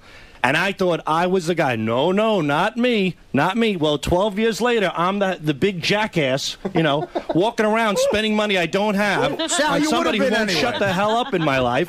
So the only advice I could say is do it. Learn from experience. She still won't shut up? Forget about it. I can't even I don't even have a pot to piss in right now. And I said, let's build up a nest egg. Let's get, let's put a little money in the bank. Right. Sure. 3 weeks later, we need to get the floors redone. Well, didn't you buy her a $5,000 purse last year? Yeah. Oh, that is The thing is that I don't buy purses. I don't pay for floors to get redone. I don't pay for vacations. You know what I pay for? I pay for her to shut the fuck up and leave me alone. Yeah, but that's Sal, what happens. You know what? This You depresses just me. give I feel in. so bad that all you guys are broke. We work with you guys. He's I broke feel so because, bad. Listen, there's fiscal responsibility. You can't run A $5,000 purse? James, That's stupid. James That in is- Philly, you're on the that air. is Hi, stupid. James. Yo, Howard. Hi. I'm sorry, you're being a cunt. Who? All these. Oh, okay. All right. These fucking. You don't understand. You're right. The guy's right. I'm being a cunt. Go ahead. Spend whatever you got to spend. I'm thanking you over here, man. Yeah. Girls grow up and they want this fucking fancy princess wedding. They all do, and it's you're forced into it. There's no choice.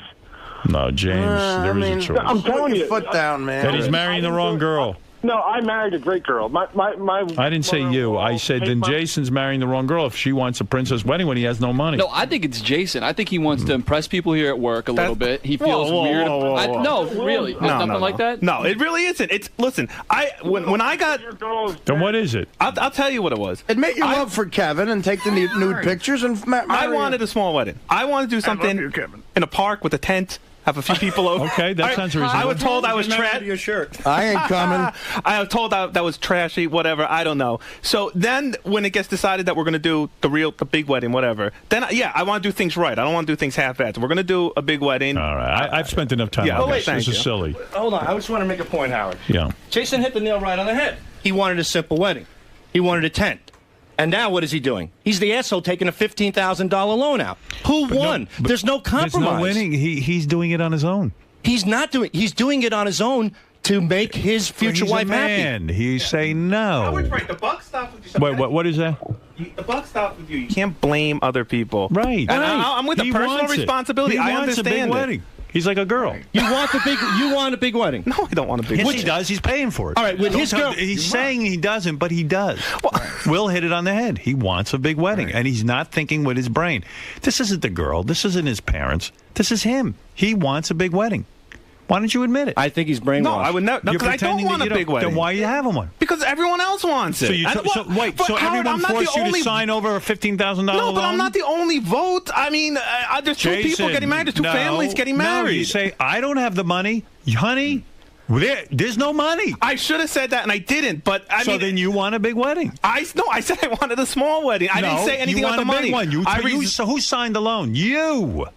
I resigned myself over to it. Doesn't mean I want it. Oh, that's bullshit. You want a big wedding. Believe me. Let me ask you something. I hate these fucking things. Everyone in the room wants you to take a gun and shoot yourself in the head. You going to do it? No. I don't want that. Thanks, sorry. But let's say everyone Not does. a bad idea. You're going to say Come on, no. man. I don't care how many people want that. I want to live. You're right about stepping up and putting your foot a big down. Wedding. You're right about stepping you up should and put on a dress and walk down the aisle. Come on, dude. You know this They is look like bullshit. a fucking ice cream truck. What? This is bullshit. It's not bullshit, Jason. I'm as real as can be. I believe you're being as real as can be, but dude, come on. You know it's not like I'm throwing Jason, the wedding by myself. Do you have the $15,000 or you have to take out a loan? I had to take out a loan. Okay, then you want. But that's my fault for not saving right and not doing the things that needed to be done. You say you are so trained like a seal. Listen how many times you said it's my fault, because you know these broads are going to go, don't say it's my fault. Right. It is. Let them take some of the blame. Well, that's what I'm trying to say. Like, I'm not every the 2 only seconds person. you say it's my fault. It's my. It ain't. All right, listen. Look, you got to take responsibility for something. Then man. take responsibility and admit you want the big wedding. No, that I will not admit because I don't want a big wedding. You might as well. You're paying for it. You took out a loan for it. You never paid for anything you didn't want before for somebody else. What loan would your wife take out for you? She'd take out a loan. Oh, she would? She just can't get Get her to take out the loan. First, get her to get a job. Where's my fucking loan? Right. You know what I mean? It's not happening. I would love for my wife. Can you imagine my wife saying, "Oh, 15 grand, honey, I got an idea. We're going to go to Acapulco. I'm going to get a spa for you. I'm going to suck your cock every day, and I'm going to spend 15 grand." Where's that? That's what I want in my life. Your wife doesn't have a job. I know, but you're right. There is no compromise. Right. So Sal wants to buy $5,000 purses and new floors and shit he can't Sal afford? is another asshole. Okay, Right, but he I wants am. that I'm a stuff? certified married asshole. If you have no money in the bank and someone says, "I want a $5,000 purse," you say, "Listen, I'm going to get call a truck. They're going to come with a straitjacket. I'm going to put you in it because we don't have $5,000. We have children to support. We're going to have to send them to college one day. I mean, you know what? Your bag is something. Listen, then you got to go meet a rich man. I'm waiting for her. I'm not for you. Right. It's enough. That's a selfish thing for with kids. And I like your wife. $5,000. What do you do with a $5,000 purse that you can't do with a $50 purse? And it's a bag you hold your shit in. You hold tampons and lipstick in it. It does the same thing. All right, listen. Because I women don't are want to get fucking into a whole... crazy. Don't get me started on these you're crazy. animals. The women are crazy. Animals. You said that was That's blacks. a black word. They're not crazy. You're crazy. No, they're crazy. No. You're crazy. All right, I'm crazy. I'm crazy. You're right. I'm crazy for shacking up with these wackos. Who paid the $5,000? You or her? Me. So who's crazy? God, oh man. You know what? It's no different than Did you pay the $5,000 or did she? I did, but it's like so who's crazy? All right, I'm crazy. Okay, now leave. You ever heard of prisoners of war going crazy? Leave. That's right, you're you crazy. You get tied Don't up say and the women are crazy. You're crazy. Not many. All right, some women are. She married is childish and doesn't understand finance. She's not. No, listen to me. When a woman who has children says she wants a $5,000 bag and she's married to you who's got nothing, that's childish. But you are crazy. Because you paid the somehow you got $5,000 and you took the fucking $5,000 and you paid it. So you're the crazy one. She's the childish one. Now you can leave. I'm going to finish up with Jason. Kids of yours going to get to college. They're not going anywhere. Sheesh. They're governor alleys. They're going to be. Jason is another one who doesn't take responsibility. Here's my assessment. Here's my assessment of Jason. Jason wants a big wedding, like a woman. I don't. Does he? You really think that? Absolutely. You must. He won't be honest and admit it to himself. Okay. Sit down with yourself and realize you're excited to have a big wedding. Okay. And you're willing to do anything, even be fiscally irresponsible, to have this wedding. Because believe me, I can mention now 10 things that if I told you to do them, you wouldn't do. Because you don't want it. You want this. Not your wife. I don't know what she wants. She's not in the room, but you want it. You even went to the point where you're going to spend $15,000 you don't have and pay 18% interest. And that interest is going to rack up $2,000 a month you're going to pay. The banks love assholes like you. They wait for guys like you. No. No, they love you. But I'm paying you it know off. Who loves it's you? going to be paid off at the end of the year. I'm going to tell you who loves you. What? Banks. Yeah, No, banks would love me if I went to the end of this, the end of the lease term or whatever loan term. They don't love me. You're going to be paying. You're going to be sending them $2,000 checks. No. You're the best thing that ever happened. It'll be paid off by the end of the year. No, end of story. Yes, it will be. I'm going to bring in the statement here. I'm going to show you. All right, good. But dude, it's going to be paid off with the gifts you got. Right, and then what about the $34K you owe in student loans? Is that I'm still paying off? No, I pay every month. Take the $15,000 and pay that off. You're right. Well, you can't take out a loan to pay another loan, can you? I don't know how that works. No, don't take out a loan. Yeah. Take the $30,000 you're getting as a wedding gift from your mother and from the father, and take the 30, walk over to wherever you owe $34,000 and hand it to them. And now you'll only be $4,000 in debt, which ain't great either. That would be a great wedding gift from my parents, but that didn't happen. No, they gave you a wedding gift. Well, you're putting it toward a party. They wouldn't give me that money if I wasn't making a party. I agree with every single thing you said today to me. Sit them down and say, listen, I'm starting my married life, $34,000 in debt. Now I'll be another $15,000. $48,000 in debt. That's right. Ooh. Say, this is bad for me and bad for my wife. I've decided to take the $30,000 and pay off my loan, and I'm going to marry this woman and do the best I can in life. Although, what's the percentage on the college loan? Oh, it's a government loan, so it's not bad. So I wouldn't. It's very small. Yeah. Pay it off. I'm paying. No, trust me. Every month, he's better off taking it and using it to either don't listen invest. to him. No. Pay it off. It's an albatross around my neck. Every month, they take it out of my bank automatically. I don't even look at it. Think about the albatross. That's it. Don't make our audience look up albatross.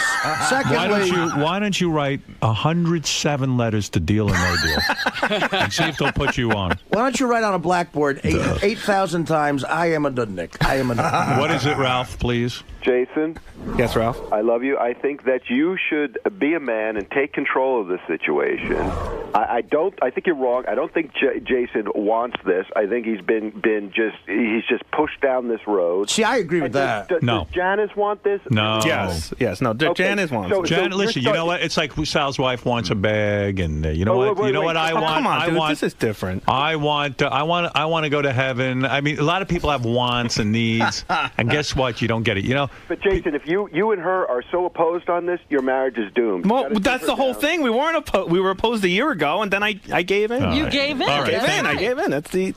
I'm a sucker and a loser. What can I say? I am. Really. But you're saying, he's saying he'll pay back this loan, but this is the way he'll solve all of his economic problems. No. Loan after loan after loan. Come on, I'm not asking anyone for help here. I'm not begging. I took out the loan. I'll pay the loan back. You ain't getting it. I mean, you've learned this as the way to make ends meet. No, it's not. It's a way to make this stupid party happen and go away. And there's always something when you have a kid. Yeah. What's your credit card and all of that stuff. It's not bad.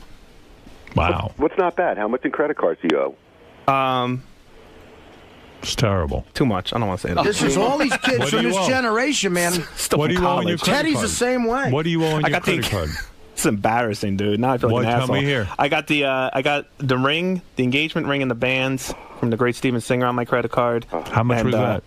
All told, is close to $5,000. And what's the interest rate on that? Oh, that was 6%. No, it's not. Yeah, right. No, it is. On a credit card? It's what credit card you got that's 6%? MasterCard, Bank of America. It's probably like 23%. No, it's not 23%. I don't sign up for those. But you had credit card debt before that, right? Yeah, but I paid that off. No, I paid that off. It's not one that's going to jump all of a sudden up to 50%, right? No, it's not variable. It's no, it's good. There's no 6% credit card, especially maybe 9%. I'll go get my bill and I'll look. I've had it for 3 years. Bet it's 18%. Not in this economy. How much does Janice owe? How much does she have in credit card debt? I have no idea. That's another problem. Find out together, man. You might want to know. It's going to be your problem. Huts? Huts? Don't call him names just because he's in love. Don't call him names. What have we been doing for the Apple Hour? I'm an idiot, and you know, it's not even funny. I'm worried about you. No, I know, and it makes me feel. It really makes me feel stupid. And Howard's right. And I guess I am. You could be putting that money into your life. Why would you want to spend $40,000 on something that lasts 2 hours? Fuck that. It's 4.5. You're starting to regret this stuff. What did you hear about how Will died to sideburns? They didn't give a shit about that, did they? So Jason, yeah, dude, you seem so defeated in there. You know what? I can't argue. I love to argue, but you can't argue with someone you agree with. And everything, for the most part, Howard said in there is spot on. It's he's right. I agree with him when it comes to how you should run your economic household, and I know that that I'm sloppy with it. I live above my means. I have fancy TV and cable, and he's right on with everything he said. He's right on with everything he said at the wedding. The one thing I disagree with him on is that he said that I want the big wedding, which is not true. I don't want the big wedding.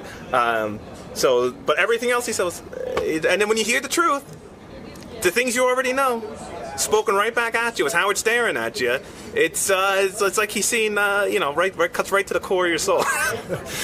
So that's what I'd say about that. Did you stop taking your confidence pills or something? Like, you gotta take them and put your foot down and tell your wife? No. In fact, say that you're not going to do stuff like this, man.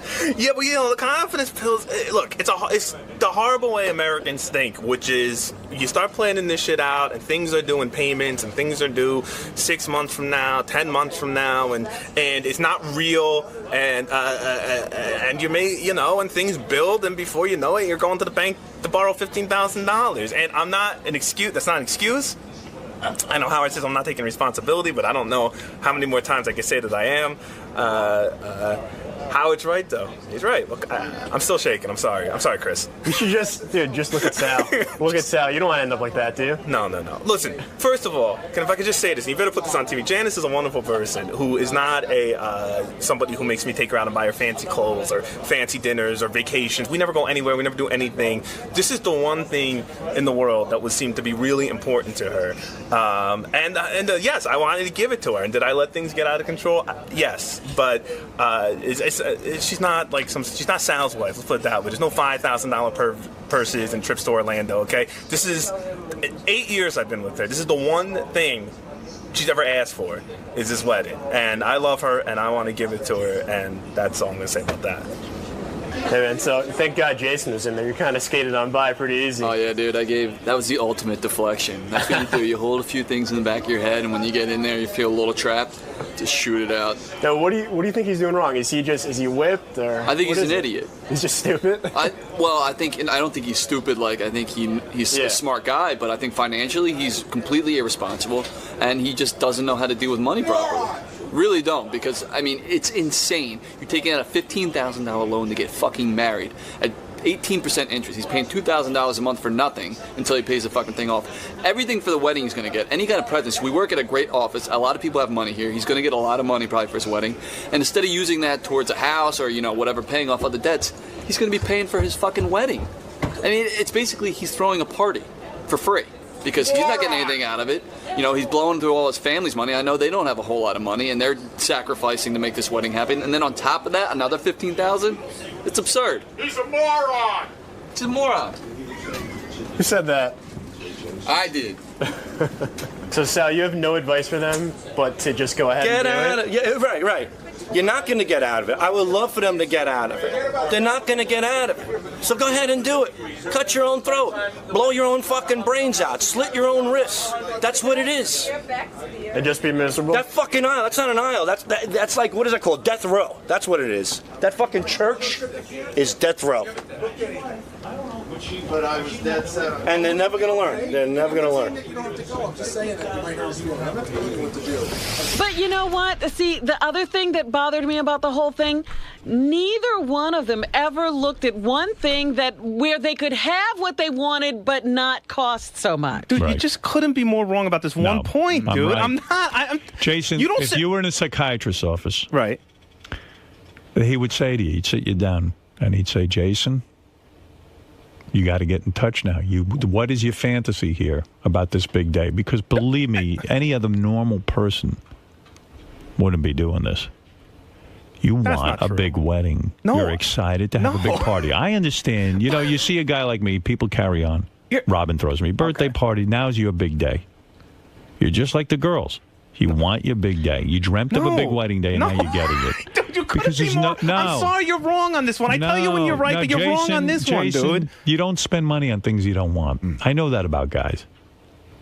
You don't. Oh, so Sal wanted to buy his wife. Want to be wants special. the purse. Yeah. No, I don't. Oh, yeah, he wants to be a big shot. Listen, don't forget, his wife was with an emotional friend. And he says, she's going to love me if she gets a purse. He's trying to buy her What love. about me screams Mr. love. Big Shot, besides being big? Nothing. I mean, seriously, that's not me. That's not my psyche, man. No, it sure is. This is your not. big day. I'm wearing it's your shoes. I've had these same shoes for 3 years. I'm not trying to show off anything. This isn't my big day. I don't care about having a big wedding. I'm sorry, you're wrong about this. Because you wouldn't be buying it. That's not true, man. Sure it is. There's other people. You know this. I know you know this. There's outside factors. I don't live in a vacuum, man. No, it's not that you live in a vacuum. You just sit there. You're buying into this. You make sure your wife vacuums. Well, she does. Listen, I know about you. I know you don't. Every day you buy breakfast and lunch. You should be packing a bag to lunch. Yeah. And save the $20 a day. Because you know what $20 a day is? That's $100 a week. Tell me about it, pay man. off that fucking loan and pack yourself a goddamn You're lunch. the one that yelled at me for buying Subway sandwiches for $5 because they're the cheapest sandwiches around here. That's stupid. You know how much a Subway sandwich I can make at home? That's a luxury to go to Subway Here's what you do. You know what? No, excuse me. Can you give me a sec? Go ahead. It's a luxury to have a Subway sandwich. That's a huge luxury for a guy like you. I could make a Subway sandwich for $1. Yeah, what's so great about the Subway sandwich that you can't do at home? What did you have on that Subway sandwich? It's roast beef, turkey. Right. Onions. Roast beef, turkey, and onions. Yeah. And believe me, I see the level of the roast beef and the turkey. Yeah. We saw it here. You could spend $25, go out and get enough turkey and roast beef to last you the week, and you can buy a whole thing of bread for probably, I'm going to go crazy, I'm going to get you great bread, $10. And better quality sandwiches. And I'll buy some head of lettuce and tomatoes, and that's another $3 or $4 or $5, okay? And now for $50, I got my own sandwich. And you could save $50 a week. Now, people say, big deal, $50 a week. That adds up, That man. adds up. That's right. In a month, what do you have? $200. In a year, what do you have? $2,400. Really? Is it that much? I think so. No, I think it's. I have a question, though. I think it's $1,200. You were saying 50? I thought it was saving $200 a month. I lost track of the math. Are you saying the conversation is I know it's over If you $1,000. don't spend it, you don't lose track of it. Listen, you're thank dead on you. about everything except the fact that I want this party, this big party. I don't care about having a big Okay, special day I'm for wrong. me. You I'm are. wrong. I'm sorry. Okay, fine. But you did want Amsterdam. I and did want that's the Amsterdam. So then you're even a And- bigger jerk. You're spending money on something you don't want. You're right. You're right. You're 1,000% right. Okay. Thank you. Thank you. Then it's back to my premise. They're making, they're not making decisions together. He's just Right. going along with whatever decision she makes. Trust me, he wants to be a special girl for that day. Yeah, he wants to get dressed up too. Now, here's a guy. I look into his finances. He just got a gym membership, this kid. He's never gone once. He spends $100 a month. Who's this? Jason. He goes to what? He belongs to a gym? He belongs to a gym for $100 a month. Now, I'll do the math. 10 times 100. Let's say there were only 10 months in Right. a year. You know that 10 times 100 is 1,000. Yeah. Now, add 2 more 100. 1,200. You got $1,200. That's how I do my math, okay? I got to literally do that. Easy way. Or you could just say 12 times 100, which isn't that difficult. Right. Whatever. 1,200. I know this guy bought a costume for his dog for Halloween. I know. He bought several outfits for his dog. Now, let me tell you something. If you're a And the wealthy parties person, for the dog. if you're Ron Perlman or Donald Trump, Indulge yourself. Not them. Go crazy. A famous Buy- gay guy. buy 20 dogs outfits. Indulge yourself. He threw parties for his cats, didn't he? Yeah. I mean, this is what not rich guys, rich gay guys do that. What's going Well, on? He's taking look. pictures of Kevin with his cock out. I don't mean to be a downer. I know everybody likes to have fun. But, that's the problem. People, this is what's killing our economy, too. Well, no wonder he wants to take pictures of Kevin with his cock out. He thinks that can make money. Well, good. No, I think he secretly wants to marry Kevin, which I think Kevin would even be more expensive. Wedding? All right, I've lectured enough. I'm sorry I got sidetracked. No, but that is the state of the world. Everybody's broke. It's so interesting. This economy, I have so many friends with kids, they're broke. It's so horribly depressing. And everybody watches TV. Everybody watches TV and they see these elaborate parties, Right. and they want their fantasy party too. But listen, here's a guy he doesn't need to be broke. Right. That's the sad part. He's got money. And I'll tell you, he's spending it on the wrong things. I'll tell you, Robin, Xbox? you What do don't you help want? inviting them to your parties because they are What do you want, wonderful Jason? I'm parties. having a hard time. Gary's got some information. Do you not want me to say it? No, it was a joke. I made a joke. What do you Will say? asked This me. is what I heard. This isn't about money. Just goes more to the gay thing. Is this the N-word? That instead of exchanging vows at the wedding, that they were going to hand each other's pets. Wow. What is that? What is that? That's nothing. It was a fucking. Will kept asking me if I was going to involve the pets in the wedding, and so I made a joke. I don't know why he took it seriously. I'm not doing that. Are there going to be pets at your wedding? No, there were no dogs, no cats, All no right. anything at the wedding. Mr. Whiskers will be the flower girl. Man, dude. I don't even know what... I mean, throwing parties for cats, you got to cut back on that, brother. I will go to my grave and telling you, because I know human nature, that this fella right here, Jason, wants this wedding more than his wife does. I I'm telling disagree him to with that. No, I don't. I really- And let me tell you something. You got to learn to deny yourself some things. Oh, you're definitely right about that. I buy a lot of shit I don't need. That's right. And this is something Absolutely. you don't need. This is something I don't need. But whatever you say, I don't care. You're going to You stick to should your really opinion, be but I don't wearing a want- dress to your wedding. You should not be wearing man's clothing. Well, the dress is very expensive. Well, then let's go for it all. Got a deal on the tux, man. A dress on you would be appropriate Very expensive. because you're acting feminine. And So wait a this minute. is You're not good. saying to be feminine is to be frivolous with money? No, to be feminine is to want the big wedding. Just to want to take a And- picture of Kevin's cock. Yeah, this is very feminine. He's Because blaming the woman for wanting the girl. You got to listen carefully. He's saying the woman wants the big wedding. Right. That's what little girls want when they grow up. Sure. He is a little girl. No. That's all I'm saying. I don't mean it as an insult. That's who you are. I'm not even going to argue with that. No, I go bought the ahead. dog a cheater jersey, by the way. That was the comment. A man can say no. A woman, I have to have my wedding. You be a man. Thank you. Yeah, she wants All to right. marry you. Listen, there's debate about that too in the office. But listen, I'm kidding. I'm lucky enough to be making some good money, and I think if I got married, like if me and Dana had worked, we both agreed we were flying to Vegas and, and doing a party. Well, we there really you go. did. I mean, but not because of money, but just because. I don't know. Weddings, it's such an old-fashioned tradition that doesn't. It's like the Catholic Church not letting priests get laid, or you buy condoms. Right. It's Doesn't an have to old-fashioned. Yeah, it's a modern world. It doesn't. You're not You don't ruining have to anybody. do that. Yeah, He's right. You know, and we All right. didn't want a traditional thing. It's not about the money. All right, But it listen, sounds we like beat him up Jason. enough. It's enough. The one thing it sounds like he sat down with the moms and the girlfriend. He's sitting down with he's got a cadre of people. Yeah, around. It's all broads, and all of a sudden- his cabinet is filled with women. Yeah, he's giving a party. All right. Thank you. Time to take responsibility. Thank you. All right. Look, I got to take a break. We'll be back right after these words. More, Chris? Jason. More? Hold on. More? It's bad enough that Howard's pretty much calling you an idiot, and now he's calling you a woman. No, I'm a stupid one. What can I say? Listen, I love Howard, and again, I appreciate everything, or most of everything he said. But he's also running a comedy show, so I'll take it for what it's worth. And if he thinks I'm a woman, then he wouldn't be the first. So what can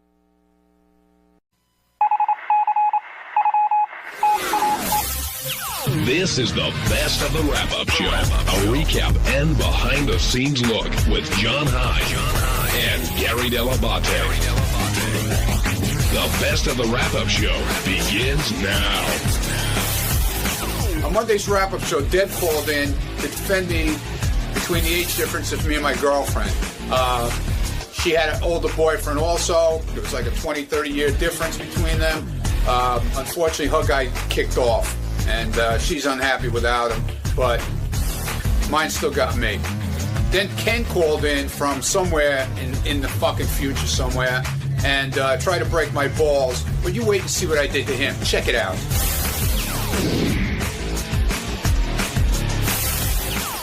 Deborah in Jersey, you're on the wrap-up show. Hi, guys. Is this me? Yeah, it's you, Deborah. Hi. I want to defend Ronnie. Okay.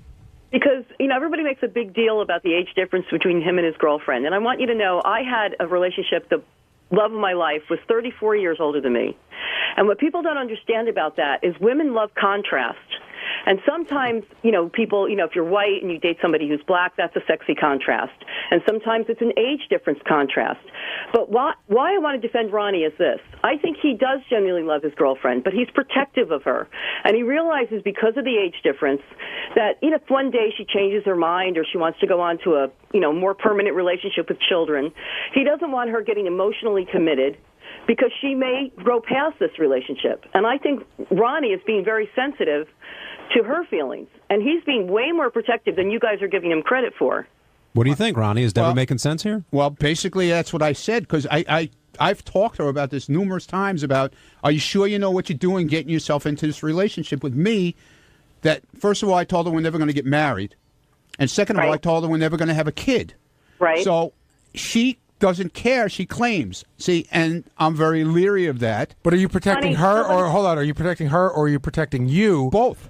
Right, because it's the same for you. You're protecting yourself because she may say, you know what, I want kids, I got to go. Right, but Ronnie, let me tell you something. She does really, really love you. And if any insecurity you have about that, banish it from your mind because she loves you. She's your lover. She's your confidant. She's your girlfriend. I know it sounds crazy that somebody could, with that much of an age difference, but, Scarlett Johansson is dating, what's his name, the actor now. And Sean Penn. Right. But they went to the correspondence dinner, and they went separately. She went with her fraternal twin brother because they didn't want the press talking about them. But the press did talk about them, and they started listing all the May, December romances. And guess who made the list? Howard and Beth. And, Howard can't be a hypocrite about this because he's 18 years older than his wife. Yeah, that's still 16 years less difference than Ronnie. Hey, Deborah, as from the woman's point of view, from 15 years, Gary. Happy 15. birthday. Deborah, from the woman's point of view, your guy was 34 years younger. How should Ronnie help prepare Stephanie for his death? What an well, idiot! I swear but to you know God. what? Enough about that. It's not. It sounds like a morbid topic, but we used to discuss that all the time with Mike, and we used to joke about it. And he would complain about his age, and I would say to him, "Well, consider the alternative." Now the irony of it is, Well, what happened to your guy? What happened to you? She killed him. He was when he was dating me. And would I date a man 34 years younger than me? No, I wouldn't. That's just my own insecurity. But love is love, and attraction is attraction. And Ronnie, she's not dating you because of your notoriety or your wealth or whatever you think. Wealth. She generally loves no wealth, you believe me. underneath all that facade. No, Deborah, we definitely got that. Just the last question is, what did happen to your guy? What happened to your guy? He did pass away. He passed away. And how old was he when he passed away? 72. And how long were you guys together? On and off for about 20 years. Okay, and how old are you now? I'm Howard's age. I'll be 57 in May. Okay, well, that's what I And do. Could you tweet a picture of your ass? Ronnie, Yes. I got to tell you Go something. ahead. He still was the best. Okay. You know what I'm saying? Right. He was the love of my life. And the thing is, until hopefully maybe I'll meet somebody else one day. But I'm saying, forget this business. These guys are too young to appreciate that it doesn't matter what package your lover comes in. If you love them and you're attracted to them, you could be from Mars and Right. somebody can love you. I got you. All right, thank you, Deborah. Thank you very much, Deborah. Ronnie, have you discussed funeral plans with Stephanie at all? No, I like you were haven't. saying? No, I haven't. That's a follow-up question. The late 50s is a good time Thanks, to look asshole Benji. Do you have? Hey, Ronnie, I know you love Steph or like Stephanie, and I know she loves you. I think it's a great relationship if you guys are happy. I have no. We've nothing, had that. but it's a real conversation thing. a million times. It's a real thing. That's what age circles. difference is. I mean, really, that's what it's about. It's like listen, who's gonna die? She dated guys. We talked about this a million times in the past 3 years. Okay. She's dated guys her age. She can't find anything in common with them. All they want to do is meet her at a club or something, take her home and fuck her, and then leave her. In She doesn't want to be. bathrooms. Isn't that what you guys do? No, but it's a different club. No, dude, I'm just saying. What are you talking about? Instead of the tunnel, it's Rick's. Gary. That's not what I'm talking about. Oh. It's they're all looking for one night stands. I see what you're saying. I got you. She's looking for a relationship where she can be with somebody that she cares about. But you, never mind. Ken in Florida, you're on the wrap-up show. Hey, age difference is the least of this loser's issues. Oh, Jesus Christ. What do you mean, First Ken? of all, well, I agree with the previous caller. If age was the only thing, even 2-3 decades, I don't even think that matters. It's the emotional immaturity that this guy brings to the relationship, whatever age. She's more adult than he is. I want to ask one question. How do you know that? Well, go ahead. Ask your question, Ken. Yeah, all the time that the Jew Gene is in the studio, all the time that he's putting on his little Ronnie shows that we hear about, who's doing his job? Who's the appointed person? I know a little bit about security, and I know. And what do you know about it? What do you know about it? What do you know about it? Listen, you don't know shit about it. You're sitting in Florida you're sitting in your goddamn rocking chair in Florida, looking out the window, fucking your fat wife. Yeah, yeah. Hey, I'll tell you. Yeah, what you I know retired piece of shit. tell you what I Get know. out of here. I'll Go tell to you what- Boca and sit there at the early bird special. Hey, Gary, will you shut him up for a second? No, I'm not going to shut up. Gary, Because will you're you shut him up jealous. for a second? Jealousy! I don't really have much control over Ronnie. No, wait a second. You shut his mic down. Nobody shut my mic down. Ronnie, okay, hold on a second. Well, Ken, what was your question? And Ronnie will answer. Ken, make a point. He and won't say- talk to me, though. See? He won't talk to me. Let him say it. Let him say it. He's a dick. He can't fucking address me. Ronnie, let him talk. Address me, moron. Ken, ask Ronnie your question. Ask like Ronnie a your human question. being, not like an I'm asshole. trying to. No, Listen just to say, this. hey, Ronnie, I want to ask you a question. Not fucking trying to. immature asshole or whatever you're going to Ronnie, say. Listen to this. Listen to this. You're the immature asshole talking like that. I'm trying to talk. Well, You now won't even allow talk like a normal person. I'm glad everybody's hearing this because you have no capacity to be quiet. It's all about you. Right. Now, I'm going to It's answer my your microphone. I'm going to answer your question. You asked me what do I know about security? A simple, basic fact that if you leave your post, you better damn well have somebody backing you up. Otherwise, you compromise security. And I guess the simple question, who do you have backing you up when you're not where you're supposed to be? Okay, first of all, my post is outside and inside the studio. So when I'm inside the studio, I am with Howard. So what's going to happen when I'm inside the studio? Your perimeter is unprotected. What perimeter? I'm in the fucking studio. That's what you don't know about security. And we also have Sirius security right outside the door. So you don't know what you're talking about. You don't know what perimeter means, asshole? Yeah, we have Sirius security outside the door. Okay, asshole. Listen, you fool. You fool. I don't understand. A guy who sits on the phone calling the radio show all the time is a fool. Wait a second. You want to start knocking your fans, the subscribers who pay your salary? Please. I don't think you want to start. Wait a second. Another sign of immaturity. Yes. I don't think you guys want to start insulting your listeners. You called up and insulted me, you fucking asshole. No, you called up and insulted me first, didn't you? You couldn't call up and say, "Hey, I got a question for Ronnie." No, I got a question for the immature idiot or whatever. Fuck you, dude. Who are you? You're shit. It's just a given. Shut your fucking radio off. I don't care. The way you deport yourself in public, Ronnie. Yes. The way you talk about. Yes. Hey, I'm talking to a guy who likes fingers up his ass. Okay. Yeah. Well, I guess you're not into sex. You like fucking taking it up the ass from guys. I'm not the one that said it. Yeah. I'm so glad everybody got to hear it. You're short. You got no. What do you got? What do you have? My work involves. Let's say work that got me as the runner-up in the Gary audiobook contest. Oh wow! Or whatever it's called. How cool. Just saying. I'm not. I believe me. I didn't live to do it. Runner-up. You didn't even fucking win. You're great. You're awesome, man. I work with Pro Tools a lot. So do you think that makes you better than Ronnie? Of course. No, not one bit. Well, I'm not the one that says better or worse. I just said that this guy is so emotionally immature. Listen, dude, listen back to the tape. He doesn't even know how to handle a relationship. And the way he behaved on the show today, when Stern just let him ramble on and basically take control of the microphone, Gary, no disrespect to you and a little disrespect to Howard, but you guys can't moderate properly if you let this guy steamroll over people. Actually, when he was I got to tell you, when he was steamrolling over you, it was sort of funny. That's why we let it happen. It's just not funny to you. Hey, you! How many followers do you have on Twitter? Hey, you know how many I have? I'll tell you. How many? What, 13?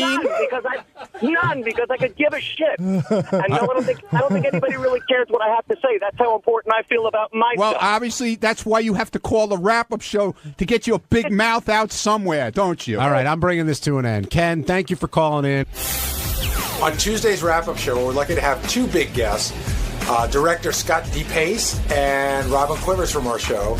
And they got into a discussion about Obama, about Donald Trump, about torturing prisoners, and it got a little bit heated. It was interesting to watch. Here's what happened. There's been a lot of talk about bin Laden and what went down, and I asked Scott to come down to Pace because it seemed like everyone is sort of okay with now some of the methods that were used in order to get to the end. You know, the means justifies the end, or vice versa. Do you feel vindicated at all now that people are like, you know what, maybe it was a good idea that we had those guys down in Guantanamo? I guess so, a little bit. Why, Gary, how are you feeling these days?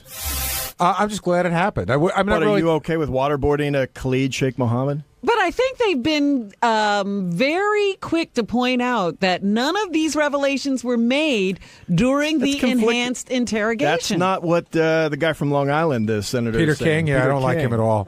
Yeah, because he's Republican. No, of course. because he's just sort of a loose cannon that just says a lot of wacky shit. Not because he's Republican. Wow. Well, what do you mean, wow? Where's the loose shit? Where's the loose cannon you're talking? I don't understand. He just spouts a lot of crap. Because he had a committee hearing on whether Muslims or, I don't know, whatever he said, Muslims in America or something. Is that the one? Just in general, I always hear him, he's always on the contrary to anything that the Democrats say. So, yeah, I probably don't like him because he's Republican. Exactly. He's ugly, too. He's got a big face. But hey, he's a funny-looking guy.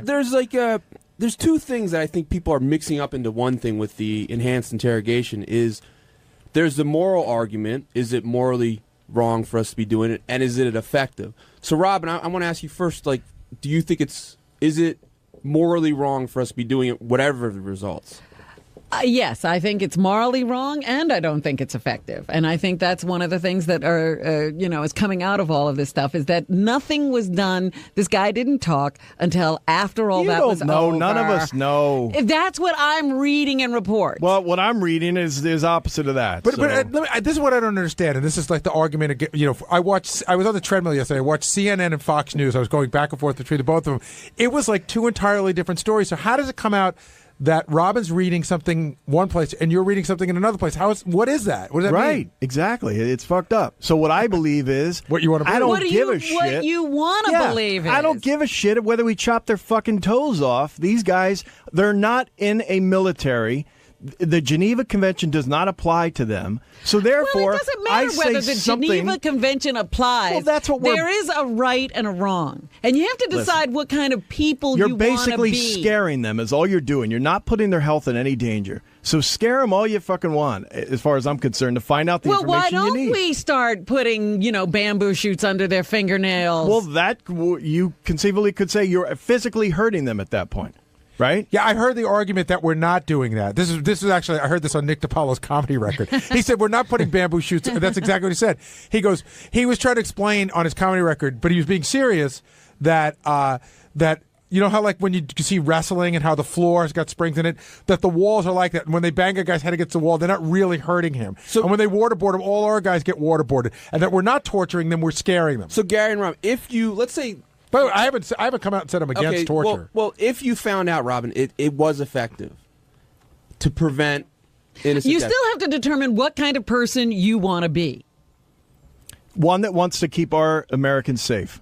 Under any circumstances. Yes. Yep. That's the kind of person you want to be. Are you okay? What do you want? Are you okay with them putting a bullet in Bin Laden's head, or do you think they should have taken him alive? Absolutely. He declared war on us. So as far as he's concerned, I'm a soldier. He said there were no innocent people in those towers on 9/11. He said any American is a soldier. So I feel the same way about him. We didn't kill him. He died in battle. You don't think those dark-skinned people just kind of imply it by the way they look? That's very funny, Benji. Thanks. Listen, I'm glad they killed him because capturing him would have been the worst thing in the world. Absolutely, it would have been a circus. It would have been riots in the city, and he would have been a martyr. He's fucking dead. He's out to sea. He would have been a reason to do all kinds of other things. Yeah. Oh, by the way, I think they buried like a pinky at sea. I think they have the whole body. They do a medical test. They didn't fucking throw anything in the sea. Should assassination be okay for U.S. policy? That all depends on who we're talking about. Well, we've signed treaties against that. Case well, basis. if you picked him off, is that an assassination? If somebody just, I think that would qualify as assassination. Then but by the same token, it's not a leader, though. He was an enemy of the country, and he had declared war on all of us. So, Scott, however you take him out, you take him out. Scott, what do you think about this whole thing with Trump running for president and I think so far he's done nothing wrong, and you guys are all wackos because all he wanted to do was come out, finally Obama could have put this to rest from day one. There was a lot of people who did not think that he was an American citizen. And why was that?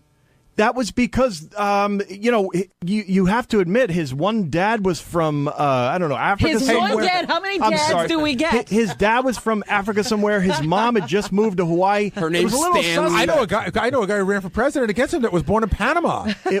That was totally different. There was documentation. I don't know for what that. goes on in Panama. That's Gary, not the United States. We have something called the Constitution, right? Yeah. So if in it there was he showed an the fucking birth certificate. He showed it. He showed whatever the hell he showed was apparently not good enough for most people. So why not just end? He said it was fine. Why not just end the debate and show it? Why did he have to wait 2 years and make a big issue of it? They couldn't find it. Did you read anything about that? Oh yeah, bull crap. They suddenly found it a week after Trump made the accusation. Oh, it was Trump. He got afraid. He was afraid of Donald Trump. Oh my God! And he decided to produce this information. Was that. Are you out of your mind? A poll came out the day earlier that said 30% of Americans believe that he is 100% an American citizen. There was a lot of people weren't starting to take Trump's position. I don't buy that poll. That's a poll that you saw in a place that works for you. No, it was like a CNN poll. It was like a CNN poll, or it was a CNN Gary, poll? I swear to God, in my life, it was a poll on your side. You're saying that 70% of the country didn't believe he was American. 70% of the country was willing to believe that it was possible that he was not an American. I don't believe that poll. Why would he hold back this information? Exactly. I'll tell you why. Because he felt it made the Republicans look stupid. And maybe it did in some ways. But once Trump got on board and a lot of people started to believe it because things aren't going so well in the country right now, then he said, well, I'm going to put an end to this fiasco. Did you see the article I sent out yesterday about how Trump lied about his Vietnam deferment? Yeah, I read that. Yeah, I mean, he's as goofy. Would you support? I'm not a big Trump fan. I think some of the things he's saying so far are great, and I'm on with them. But I don't think anyone who has a TV show where he's talking about firing people and that type, I think that would be a little odd to vote for that guy. You mean like when an actor became the president of the country, that sort of thing? No, it's not that dipshit. But it was just everything that goes along with him and his fake gold crap everywhere, and I don't know. I think it would be a little odd. Does it surprise you that Howard's so happy about the Bin Laden thing and the way he's been talking about what went down? No, he's always been on the right side of this argument. How could you not be happy? Yeah, absolutely. He's on the wrong side I'm on the right side of this argument. He's on the wrong side of the rest of the argument. What do you mean? What is the rest of the argument? You know, everything that's happening. You know, the Bush stuff and everything recently where he's still supporting this president even though he's horrible. You know. But that's an opinion, not a fact. Of course. Well, yeah, that's what we're talking about here. Opinions. Okay. That's what this show is about. That's what you call Scott for, not facts. Oh, as opposed to yours. You're not willing to... What did she say this morning when... What was it when Howard said... Oh, about the... what the nickname for Osama was? Oh, Geronimo? Well, I was listening to probably Fox News, and they were saying that... And you couldn't admit you were wrong. You had to blame the reporter. I couldn't admit... I didn't go and do this investigation. I was listening to a reporter. But this is what I was curious about, Scott, and I think this is why John called you down, because I'm curious to know the answer. When all said and done in this particular incident, would you say that Obama did a very good job? Yes. Oh, good. Yeah, he basically continued the Bush policy, doing a very good job. See, he's got to always be an addendum. It's always the man had to make a call in this particular instance. Did he do the right thing? Here's what I will also say: if Obama was president for say 4 years before, we might not have had the information to get Osama. Again.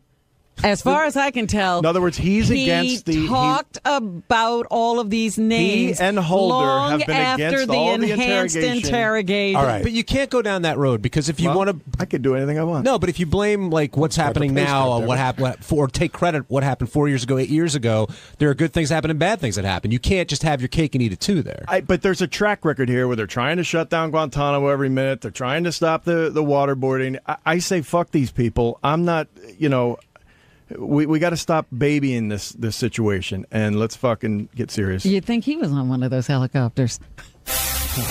On Wednesday's wrap-up show, there was a lot of talk about Jesse James and the controversial picture he took with the SS hat. And Jason felt very strongly about what his intentions were, and that overlapped into Benji suggesting that there's nothing wrong with someone wearing that hat and going to a gay dance club. So Fred was here to chime in, Gary said his piece, I said mine, and there was a lot of talk about the Nazis. Only on the wrap-up show.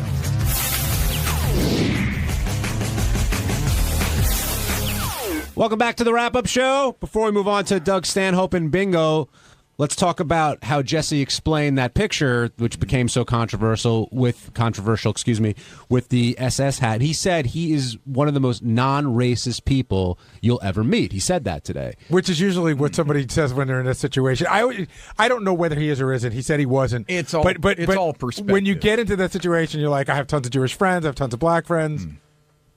Jason, what do you think? Well, I have to say that. So to me, when Jesse was coming on today, that's what bothered me way more than the Sandra Bullock thing. And I did like the fact that he said he regretted it and he apologized. I thought, what else can you do at this point? But I don't buy his explanation. I'm sorry, I just don't buy it. I don't think. I think there's more than that one picture out there. There's that other picture of him in the car with his friends dressed up like a Nazi and they're giving the Sikh hails. There's another one that supposedly he's in. I don't know if there's a controversy if it's him where he drew a picture of like Hitler doing something, I don't know, and holding it and smiling. And I just don't buy it. I think maybe it was a long time ago and maybe he's a changed person now. But I think when you put on a Nazi uniform and start taking pictures with it, there's not a lot of humor in that for me. Did he talk about the discussion he had about that on Piers Morgan? Did he discuss that? Because Piers Morgan gave him a really hard time about it, and he was like, "Screw you, your prince is a Nazi." He goes, "I only wore the hat. He had the armbands and everything on." I think it's Jason. I just think that's yes, maybe he is racist. I don't have any evidence that he is. And to say putting on, although if I went Nazi, you can make the same argument. Kid Rock's going through that thing right now, and about, I do. I about think the he's Confederate racist flag, where people are going like, I see nothing wrong with the Confederate flag, and yet what it represents, I think it's a tricky thing. Sometimes people, it's not that tricky. Here's the deal: if I went to Benji's house and he handed me a Confederate flag and a noose and said, "Hey, you want to pose for a funny picture?" I say no. Because that's offensive and it's wrong. But I've done that with Benji, and it's okay. But you don't think some people just put on a Nazi outfit? It's funny. I wouldn't. I got to tell you right now. If somebody put a Nazi hat on me, I'd pull it right off because I've done it, so I can't. I can't. Fred hasn't. And you know what? I'm the one who rented it for Fred to do it. So we're both guilty. We had to actually go out to Queens and pirate with a letter. Outfits. What's that? Is it okay for your kids to wear pirate outfits? Yes, sure. Is a pirate a good person? Some are they going out raping and killing the way people? They're depicted in movies now with Johnny Depp? Yeah, they're good people. I'm not going to go down this road with Benji. I think you're splitting hairs and parts and stuff. I know if I was at my friend's house and as a joke he pulled out a Nazi armband and said, "Isn't this funny?" I'd leave. Like that. But it's a context. It's a symbol of hatred. But what's funny? Wait, hold on. what could be funny about it? Like if I pulled it out and we were together, I go, "Benji, you put this on. Isn't it funny?" What's funny about it? Okay, here's it. Let's say that we all dressed up as Nazis and went to a gay dance club and went dancing. You don't. Well, think why that'd be would we funny? do that? It'd just be. That's ridiculous. It would be. And why are you bringing the absurdity gays into it? If you're doing I think most Nazis were. If you're doing some sort of performance, okay, so Prince Harry, okay, right, who dressed up like the Nazi, I think that's what. And what Piers was his Morgan reasoning? Now he was at a Halloween party. Now I still think he displayed amazingly poor. I agree. It was stupid of him. But at least it wasn't okay. It was a Halloween party. You're supposed to get into a costume, even though he picked the worst costume possible. When you're hanging out in a friend's house, just throwing Nazi shit on and throwing up the side heel and then the mustache, Sieg Heil. And then, by the way, there were lots of questions about that bombshell McGee with her WP and whether or not she was a white supremacist. I'm just saying, there's a lot of smoke there. I respect the fact that he came on and apologized and said he regretted it. And I would put them. For me personally, I consider it a done issue, but I just don't buy. He said he apologized about putting on the Nazi outfit. Yes, he said he apologized and he regretted it. He went to rehab for Nazi addiction, by the way. Now, Fred, did you ever struggle with that? Because you did Guess with Who's the Nazi Jew? addiction. No, you did. I'm being serious. You did Guess Who's the Jew? And you know what? Because it started off as just like one of those weird bits, and then it turned and blew up into something way, way bigger. Yeah, there were times when it was kind of weird to put on the uniform, and the weirdest thing for me was when we were doing Butt Bongo Fiesta, and I'm standing backstage. And I'm trying to hide from Daniel Carver because I don't want him to see me in my outfit, and we wanted it to be a surprise. But he spotted me out of the corner of his KKK eye. A gleam and a glint came into his eye. He came over and he shook my hand, and I was going like, this is when it feels really shitty because, he feels like he's got you were one of them? He felt like there was a kinship there, and that made me really uncomfortable. The weird thing for us was that Fred did not look entirely unnatural in the outfit. That was we're like, holy shit, Fred looks like a fucking but Nazi. You see, that's why I've got a spare. So if there's a Fourth Reich to come along, it's like, if anybody wants to be a friend of mine, I'll put in a good word. We're doing a scripted, and by scripted I mean, we plan to do this bit. If Fred showed up at the Christmas party dressed like, that guy you dress up as, I'd have a problem. Well, that was a problem. But I wouldn't skate even if it was a former character. No, I'm dressing as a character that I portray. We had to rent the outfit twice, right? Once for a live show, once for Butt Bongo Fiesta. The first time I rented it for the live show, no problems whatsoever. Went back to the same place to get it, and there had been an incident where somebody had rented it saying that it was for a stage show, but had in fact taken it around and they were terrorizing like temples out on Long Island. So I had to bring a letter on our letterhead taking full responsibility for anything that happened to the outfit while it was in my possession. And another thing, to go back to Jesse's point where he's saying, it's at the Schindler's List house guy and this is what he has. If Fred had his Nazi outfit at his house, and again, I'm over there, and he goes, hey, Jason, I want to put this on for fun and take pictures. So I guess that Hitler watercolor I bought you for your birthday, I got to send that Please back. And this is a donate the money to the Holocaust. This is a true fact. This is a true fact. Fred's outfit was from The Sound of Music, and that's a true fact. It was great. Oh, that's awesome. That was the cool part about it. You look inside and go, Sound of Music. You don't see the fun of just like, it's fun to dress up. Yeah, but not in a Nazi outfit. No, for me, that's a I don't see the fun. I don't. Incendiary outfit. And I wouldn't dress up as the slave master. And to do it in certain to do it in a way that's like to provoke someone in a mean way, like to do it in a well, you could Jewish even go area back to the point of the producers, with Mel Brooks. Wrong, I mean, for him, Springtime for Hitler. What's the fun way of wearing a Nazi outfit? Tell me the fun way. Like I said, at a kid's party, to do it in an absurd way, just to dress up, to do it like in a for the shock value. For fun, yeah, I could see it being I don't see the fun. Like we were doing, like I said, going to a gay dance club, or like going somewhere like Why are you terrorizing going the gays ice skating, with Hitler? Going ice skating at Rockefeller Center, dressed up as a he's Nazi. talking about doing a could be performance. funny. I'm seeing Benji's next bit. But Benji, if you're doing a TV show, then I can weigh that. To do it for your own humor is wrong. Well, it's just wrong. It's just fucking wrong. Yeah.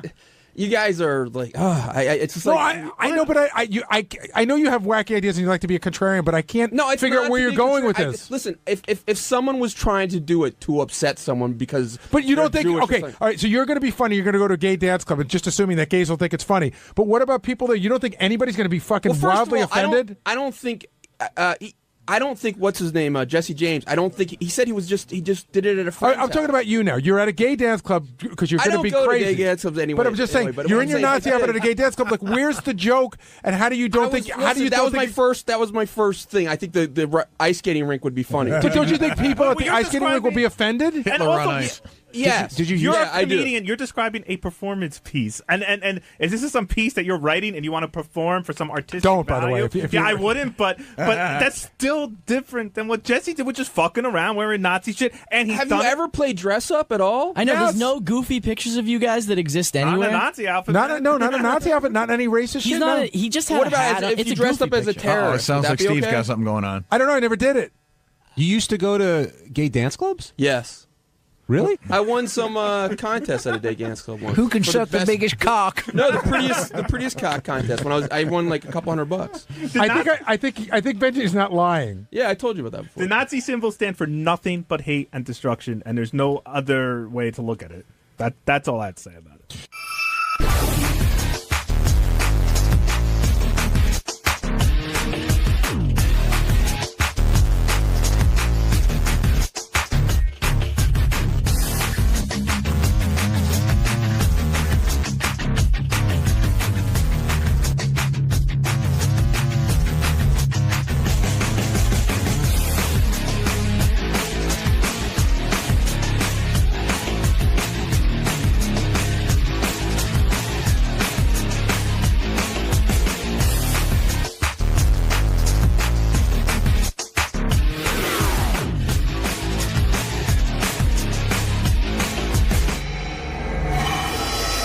I'm going to play a couple of things that have been happening, including Sal's weird pronunciations. You know the word villa? Yeah. I have a villa in France, perhaps you'd say. He calls it a villa. I hate to say this. Yeah. You're wrong. But in Italian. Get out of here. You're in America, asshole. First of all, I'll tell you what. You're not from Italy. You didn't grow up in Italy. You've never been in Italy. Right. I've been to Italy. Yeah, okay. Here's Sal from the wrap-up show yesterday. Listen to this guy. Women love men who are successful. So you have to play the success card. You have to paint the big picture. 90% of the time, a woman is not going to be attracted to the average guy right off the bat. But if you give her a reason, like you have a mansion, like you have a place in the Hamptons, like you have a villa in Italy, stuff that most likely she won't see. What do you have in Italy? I have a villa in Italy. A villa. You've heard of a villa. That's the best. I have a villa. When Gary said, "What do you have in Italy?" I thought he was saying, like, you're really exaggerating. I've never seen a guy, because you seem like a bright guy to me. Honestly, you do. I am. I think I'm a bright guy, but in Yeah. Italy, they say villa. They say bene sta villa. Forget Sal being an idiot with the word villa. Okay. Listen to this. This is from the wrap-up show. Don't get caught up in what the content is. Just Okay, listen to just this listen word. to the Listen to it. pronunciation. Do you know what that? Do you remember what that whole Jim Jones thing was about? Yeah. He had an occult. He gave all these people Kool-Aid and they dropped dead. Wait, he had what? And he had this occult. I think it's called an occult. Right. So in Italy, they say occult? They say, where did you get that one from? Yeah. How'd you learn how to say that wrong? Well, a cult. I heard then it was cult, not a cult, but an occult is, I think it's a combination. It's like satanic groups. They're occults. But I thought it's the same thing. It's as long as it's a group Sal, of weird do you people. ever read? Do you ever like take an interest in Consult anything? the dictionary. No. Sal, when Too people busy. are saying occult, they're not saying occult. They're saying a, and then a word C-U-L-T, cult.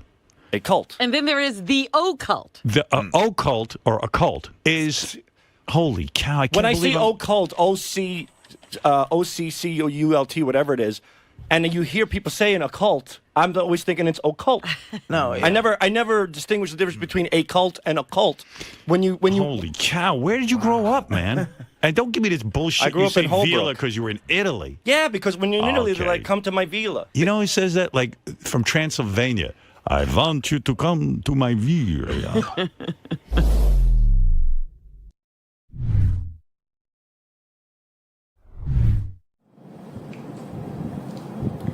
Xin chào tất cả các bạn, cảm ơn các bạn hôm nay đã quay lại với kênh của mình nhé. Hôm nay mình sẽ chia sẻ cho các bạn về một loại uống liên về xương khớp.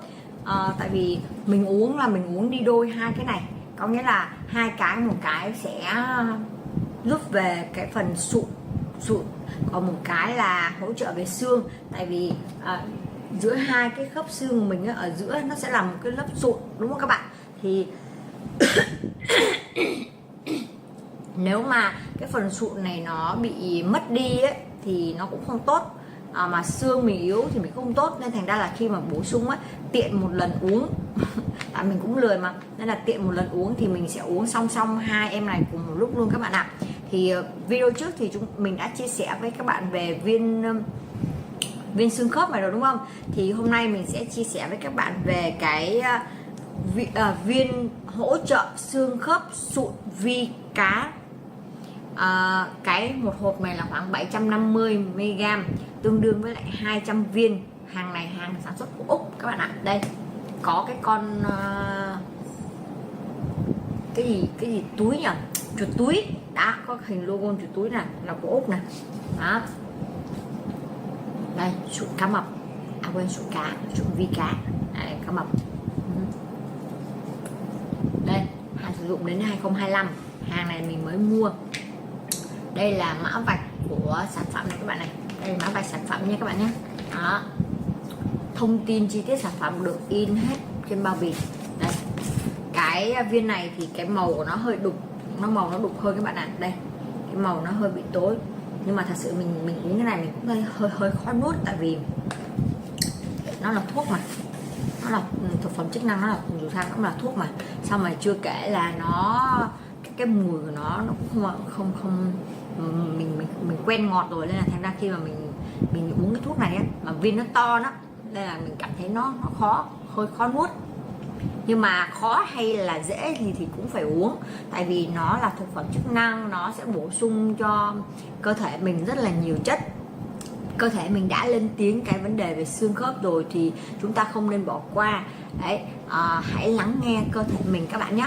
Các bạn đừng chủ quan khi mà mình thấy ở đau thôi ra làm một viên giảm đau. Thì giảm đau thì có thể là nó hết đau lúc đấy rồi, nhưng mà cái gọi là cái nguyên nhân để gây ra vấn đề đau đấy mình lại không điều trị các bạn ạ. Mình lại không điều trị thì lúc đấy mình sẽ bỏ lỡ cái thời gian mà sớm khi mà mình điều trị. Đến sau này mà kiểu đau quá rồi bắt đầu mới đi khám, rồi lúc đấy lại một đống thuốc, xong mà lại phải tiêm, rất là khổ sở cho cơ thể. Nên là bây giờ khi mà chúng ta còn có thể yêu thương dịu dàng với nhau thì chúng ta lên cùng nhau uống những cái viên nhỏ nhẹ như vậy các bạn ạ. Chịu khó uống một tí thôi cũng không sao cả, mất cũng không quá mất nhiều thời gian. Thì bây giờ chúng mình sẽ cùng đi sâu hơn về cái công dụng cũng như thành phần của em này nhé. Thì công dụng là trong sụn cá mập này thường chứa một hàm lượng glucosamine và chondroitin có công dụng này sụn cá mập kích thích tế bào sụn đó, tăng cường sản xuất proteolycan, collagen và các chất căn bản của sụn khớp.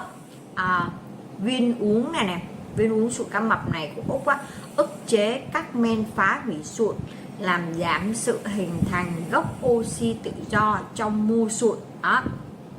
Cái sụn là cái phần mà ở giữa hai cái xương của mình á, khớp xương của mình này, ở giữa là nó có cái lớp sụn. Nếu như cái lớp sụn của mình bị mất đi á, thì khi mà mình hoạt động á, thì xương nó sẽ đập vào xương các bạn ạ. Xương nó sẽ va vào xương này, nó sẽ gây hiện tượng là bị vỡ xương đó, lúc đấy rất là nguy hiểm. Nên là ngoài cái xương mình chắc khỏe ra thì cái phần sụn mình cũng vẫn phải là bổ sung và chăm sóc nó thật là kỹ các bạn nhé. Thuốc sụn vi cá mập bổ sung dinh dưỡng cho sụn này, giúp tạo dịch ở khớp và tái tạo sụn khớp hiệu quả. Giảm đau nhức do viêm khớp này, hỗ trợ ngăn chặn thoái hóa khớp. Sụn vi cá mập tốt cho thị lực này, giúp đôi mắt sáng khỏe. Dưỡng chất trong sụn vi cá mập này còn giúp bồi bổ sức khỏe này, tăng cường miễn dịch này, tốt cho tim mạch này,